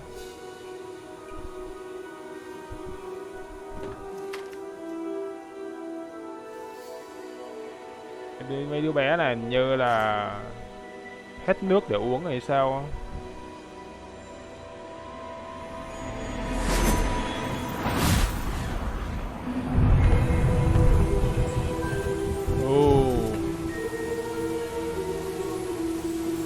Làm phép thuật cho có mưa. Cây cỏ mọc lên. Giống như là cái vùng đất này nó quá khô hạn rồi.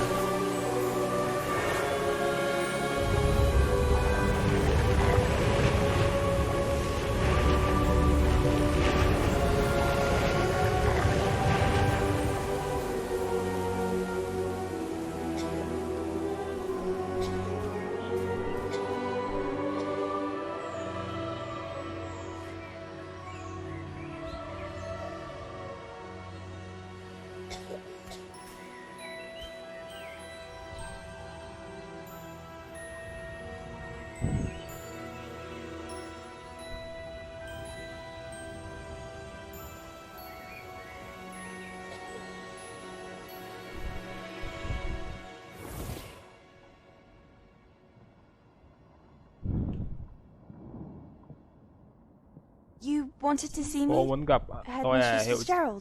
hiệu trưởng, Professor Rackham. giáo sư. Miss Isadora Morganach, welcome. Professor Rookwood, Professor Bacall. We understand that you are Chúng tôi hiểu adjusting rằng well bạn đang to thích life nghi at tốt với Hogwarts. cuộc sống ở I Hogwarts. am. I am glad. Tôi rất vui, Especially in đặc light biệt of trong your hoàn cảnh bất unusual thường của situation, bạn. starting as a Bắt fifth year. đầu từ năm thứ As 5. it happens, I was Giờ also tôi cũng admitted được to nhận vào Hogwarts Hogwarts as với a tư cách fifth là year. học sinh năm thứ 5. Tôi I've chưa bao never giờ heard nghe of nói về một another like us. người khác. Miss Morganach, when we spoke yesterday after class, you asked about the beautiful swirls you saw years ago when you visited your hamlet. I recognized Con you nhỏ học sinh này giờ nó lớn rồi các bạn. Thank you enough for what you did. Con nhỏ lúc mà nó còn nhỏ. And yes, Này I á. did see swirls of magic everywhere that day.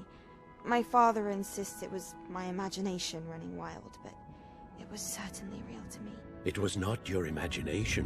Percival, Professor Rackham can see them too, but we've never known of another who could.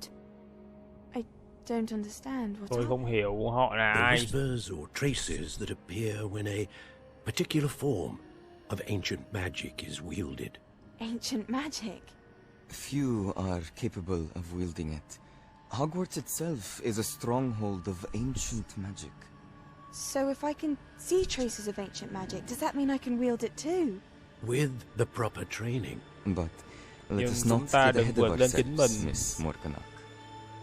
Before I can train you to wield such magic, you must first master all that Hogwarts has to offer. A magic this Một phép powerful thuật can mạnh do mẽ như great vậy có thể harm gây in our hại lớn hands. cho tay kẻ It must xấu. be Nó phải được wielded sử by a dụng select bởi một người hoặc được chọn. As such, we ask Do that đó you chúng not tôi yêu speak cầu to bạn anyone không nói about với what bất we've kỳ ai về discussed những today. gì chúng ta thảo luận.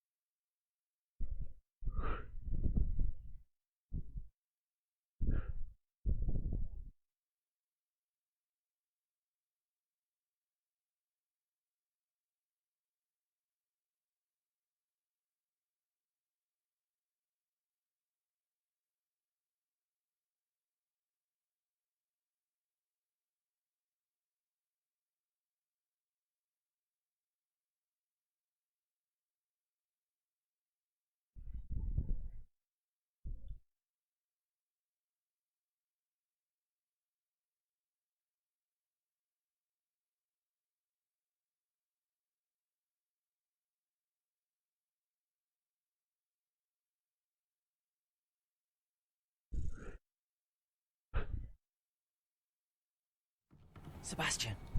Bastian.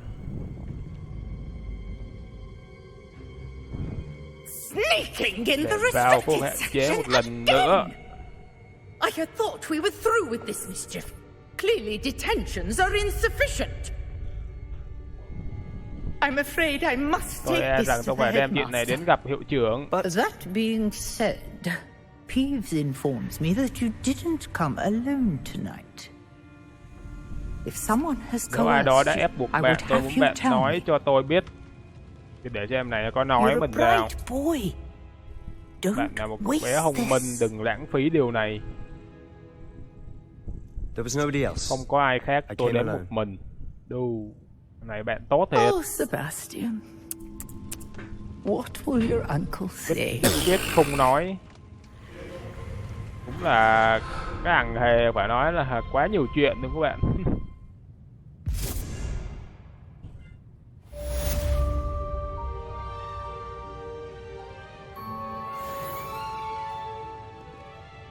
Giờ mình đi đâu đây?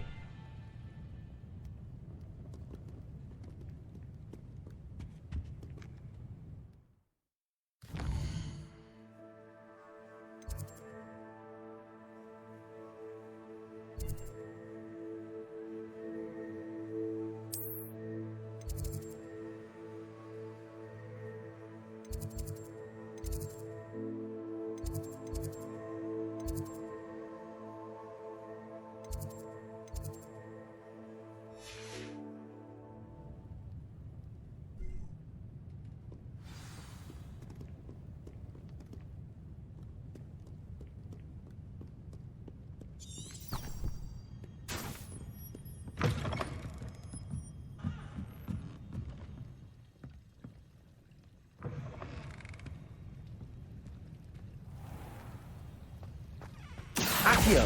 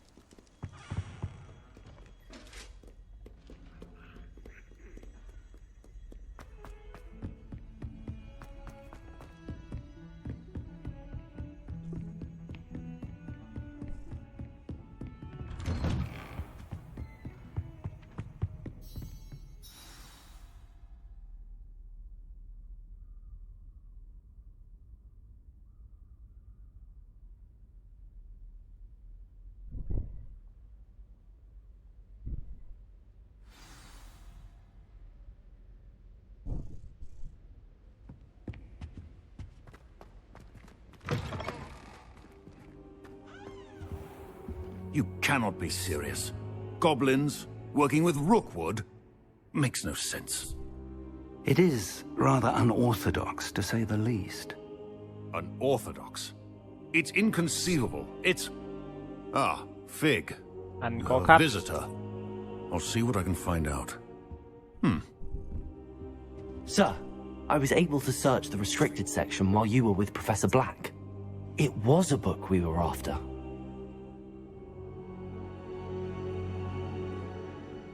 What? That's... Wait. You accessed the Bạn đã truy restricted cập khu vực section? hạn chế, nhưng mà cách nào nghĩ về nó? Thinking on it, Có lẽ perhaps tốt it's nhất best là you bạn spare nên me tiết the lộ chi tiết cho tôi. Fair enough. Đủ công bằng In cho fact, thực tế the cuốn book sách was nằm below dưới khu the vực hạn restricted chế section as it nhưng appeared nó on xuất the hiện map. trên bản I đồ. want to hear Tôi muốn everything. nghe First, mọi thứ let's đầu have a tiên. look. Chúng ta hãy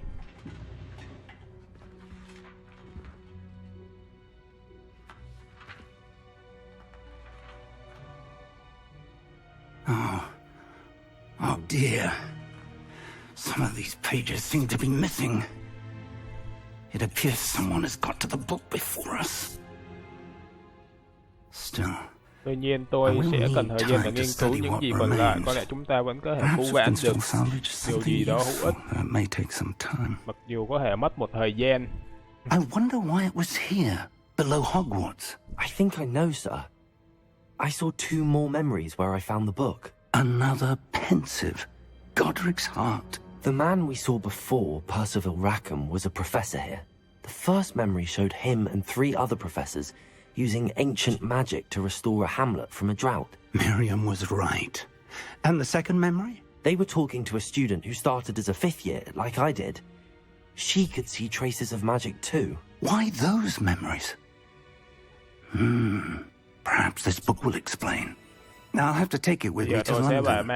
The headmaster has insisted that I speak directly to the minister about George's death. Của Mary. I understand. I'll see what I can learn about the missing pages while you're gone. Good. Don't neglect your studies. Your wand work is improving by the day. But you'll want to pay attention in herbology and potions. There's more to magic than spellcasting. Plenty to keep me occupied while you're gone. You've done exceptionally well. I look forward to seeing all that you've accomplished when I return. Oh, and don't neglect your friends. You may be surprised by how much you can learn from them as well.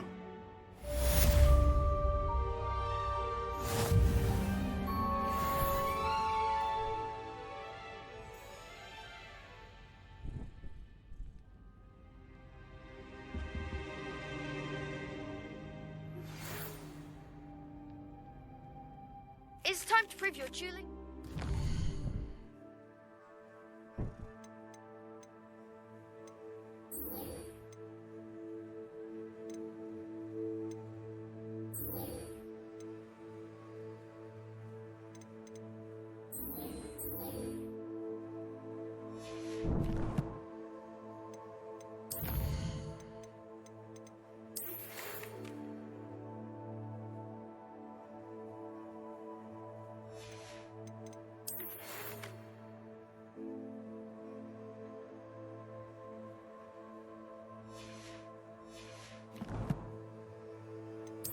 Ok, bắt đầu nó rủ mình thi đấu vòng 3 các bạn.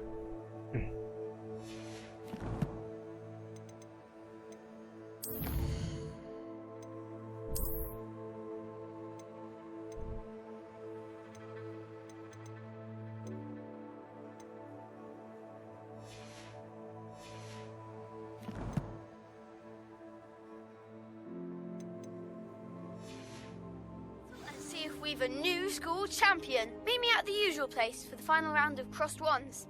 Also, the training dummy is still available. Meet me in Lower Hogsfield as soon as possible. I would like to talk to you about Rookwood and Harlow, and it might be best to do so outside of the castle.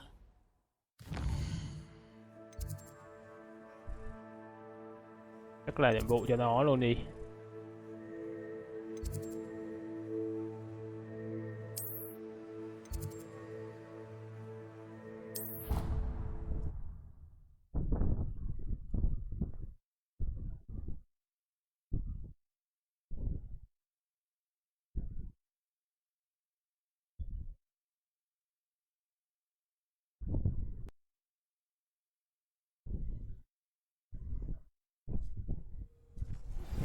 Professor Fig and Weasley have asked that I teach you an additional defensive spell.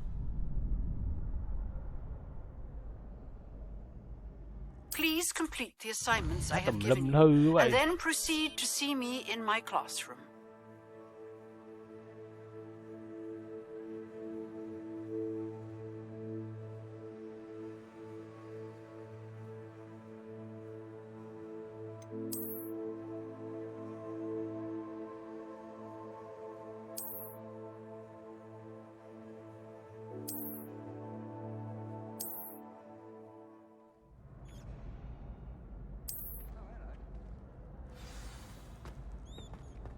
Future champion coming through.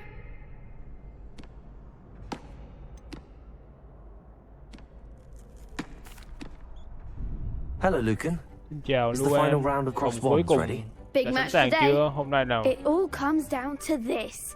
The moment that we find out if your training and dedication is enough to win it all. Ready for a shot at glory? Sẵn sàng bước lên đỉnh vinh quang chứ? Chắc I chắn certainly rồi. am. Brilliant. Are you dealing with a partner? Yes, Natty. Then let's get started. We can make this a real victory. Chúng ta có thể biến điều này That's the spirit. được vòng chung kết.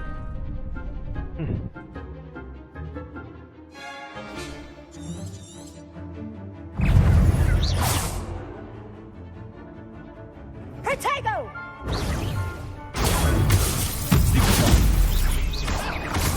You're away now.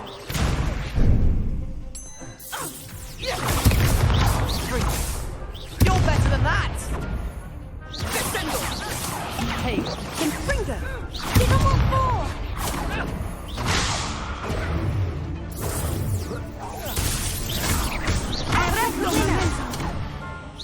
Incendio. Expelliarmus! That's all you've got?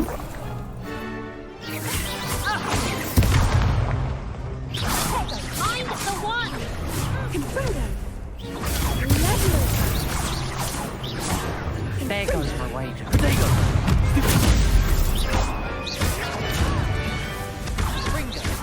Come on! Em đã đi nha. Có đủ. Nó không để ý cái máu. They made a crop's breakfast out of you that round. Care to try again? Yes, I'm ready now. Very well. Good luck out there.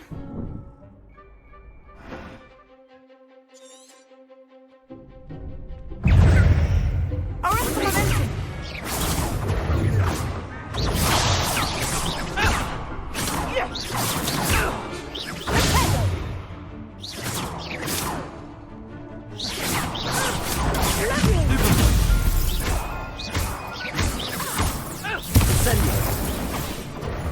Protego. Arrest the momentum! Defend it! Expelliarmus! Leviosa!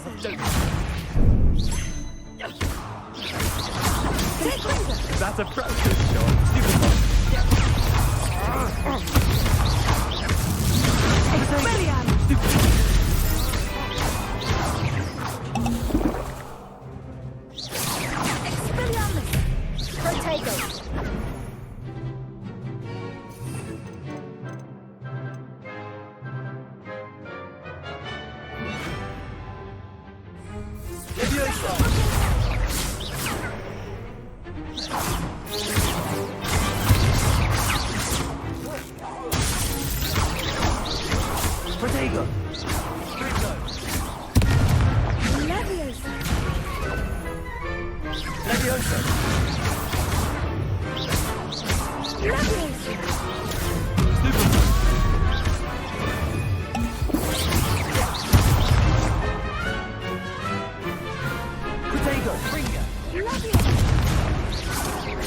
Incendio. Confringo. Chết mày. Leviosa.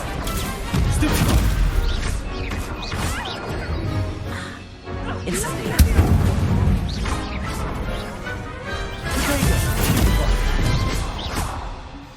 Chiến thắng thôi, không nói nhiều. Nhận đấu vòng cuối khó. Đẹp lắm, cậu đã thắng giải đấu.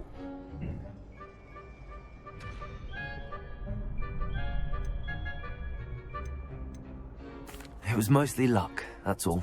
Please, you wouldn't have got this far on luck alone. Now, to the victor goes the prize!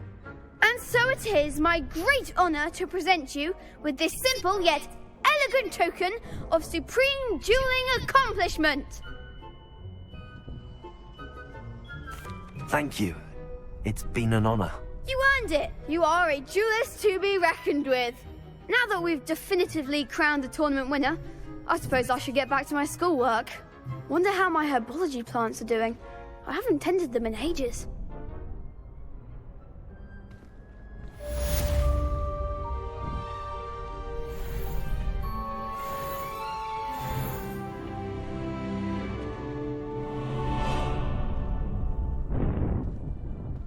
Em nó cho mình được cái đồ gì?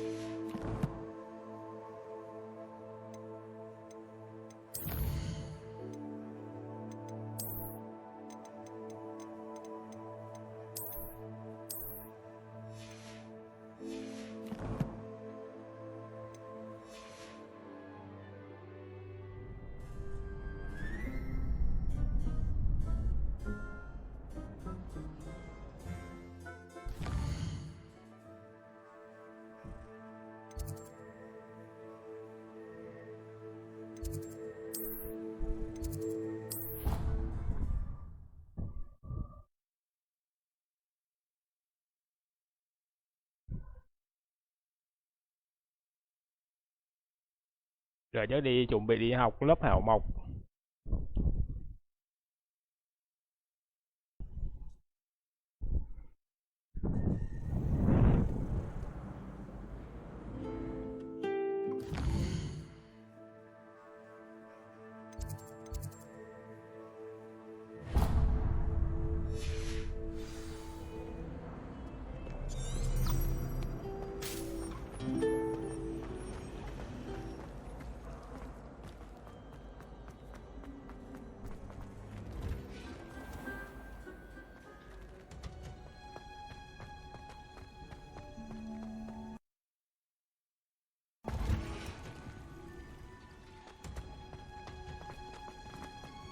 Off on another.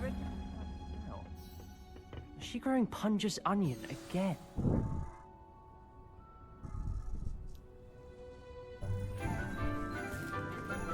Ủa, trong đây có cây giống như là ăn thịt người luôn các bạn. Good morning, Professor Garlic. How wonderful it is to see you again, Em khá tươi đấy. Oh, here. Ôi ôi, giáo sư xinh thế. A little treat for your auntie. Giáo sư nhìn trẻ ghê. Xin chào. Class, Cả lớp hãy cùng đón bông hồng mới nhất trong khu vườn của chúng ta. We do look forward to growing Tôi rất together. mong được cùng nhau phát triển. Cô giáo và Thrilling giáo it is sư to have xinh everyone đẹp back quá. together again. This year will be filled with enchantment and excitement, but the most important thing cultivated in herbology is knowledge. The prudent herbologist is no more afraid of the venomous tentacular than the bouncing bulb. Now then, Bây giờ thì hôm nay chúng ta sẽ làm quen với lại củ ngọt ngào được gọi là mễ mandake gì? Accio. Thông báo. Let's see if we can't make Xem our để chúng fibrous ta có friends thể a làm bit cho more những người bạn comfortable, sơ sát shall của we? mình thoải mái hơn một chút không? Đầu tiên chúng ta let's protect hãy our bảo vệ ears. đôi tai của mình. Cũng giống như cái tập 2 các bạn.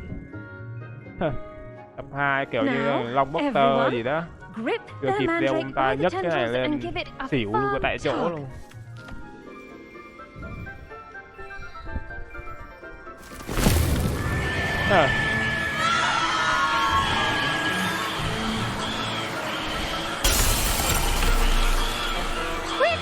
Nó ra hét gì mà phải nói là muốn banh như thế này.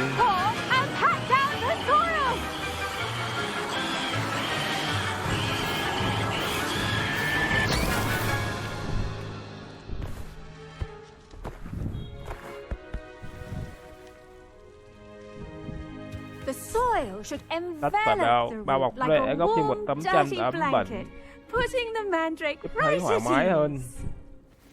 Ở cái phần 2 cái bà giáo sư trong cái chỗ này nhìn già gì các bạn, còn trong game thì I'm very sorry about that. quá xinh đẹp và trẻ trung. I'm afraid.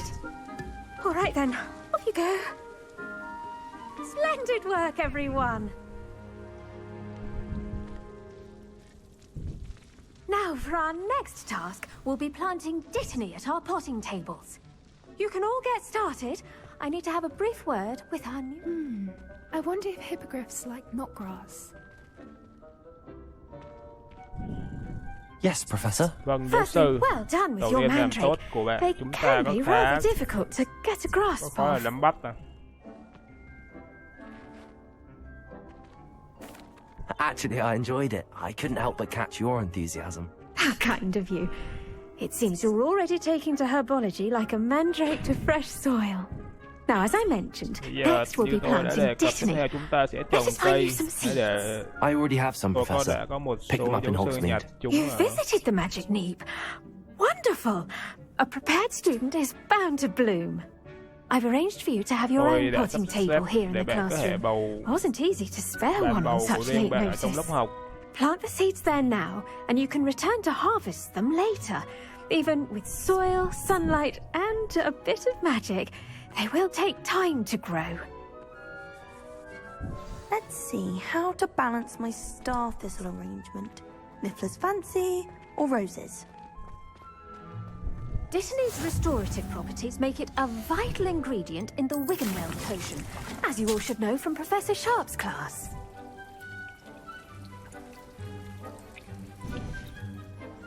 Well done! Làm tốt, sau khi cái hệ hoa của bạn đã sẵn sàng để ready to sử use dụng in thuốc, Wiggenweld tôi potion. sẽ để giáo sư I'll nói let với bạn về Professor điều đó. Sharp tell you about that.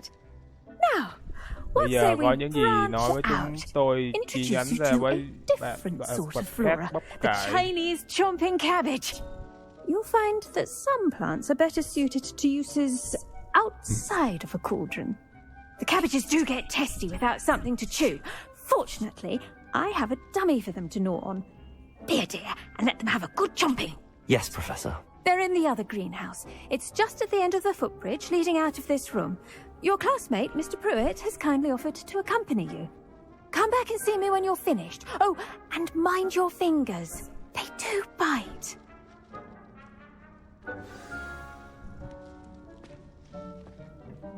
Hello. Saw you on your way to Hogsmeade the other day. Nice to meet you. I'm Leander. I'll be showing you the Chinese chomping cabbages. Up these stairs will take us there. But your lead.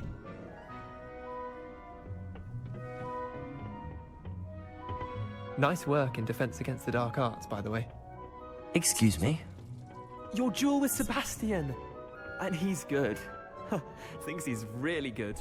But you outright slaughtered him. It was brilliant. Oh. Well, thank you. I nearly put Sebastian in his place myself. I mean, here we are.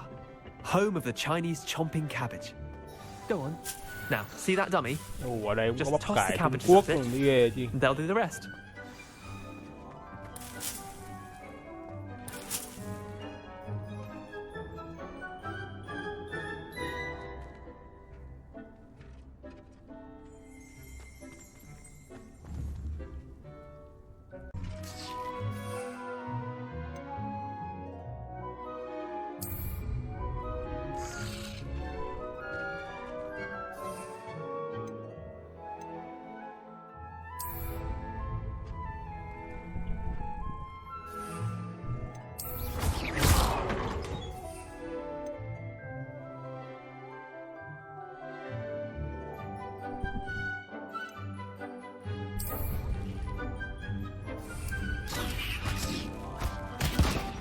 À, nhấn tab Mouths on.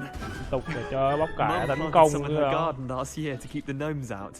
Did save her the denoming, but they left her honking daffodils in tatters. I'm sorry. What do I need to do? Garlic said she wanted you to have a go at tending the cabbages. Give them some time to chomp and whatnot. Nothing to it, really. Just toss some of those Chinese chomping cabbages out. You'll see fairly quickly why we call them that. Vicious little bastards, aren't they? My kind of plants. Not like stupid booba tubers and bouncing bulbs. The kind of plants that'd have your back in a fight. Not saying you can't go it alone, but... well, imagine that wasn't a dummy.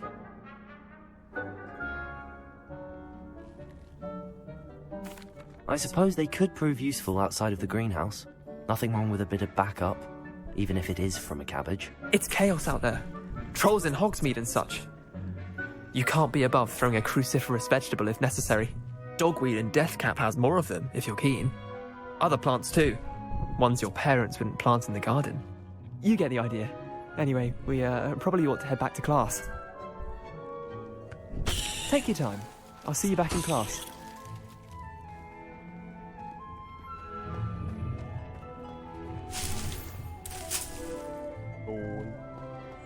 Thu nhập hết luôn.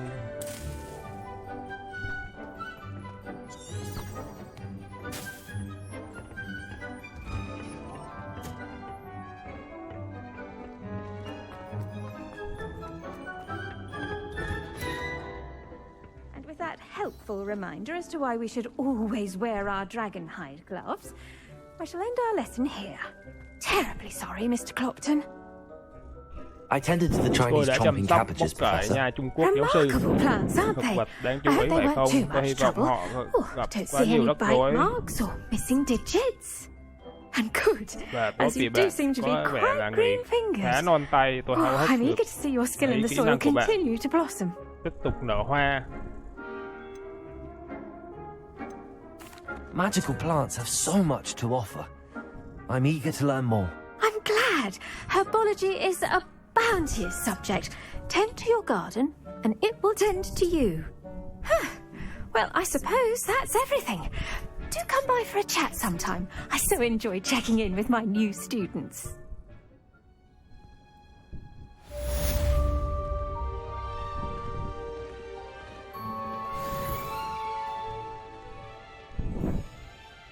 Hope those mandrakes. Chắc tập 2 mình chơi đến đây. Cảm ơn tất cả các bạn đã xem video và hẹn gặp lại các bạn ở trong tập 3 nha. Bye bye tất cả các bạn.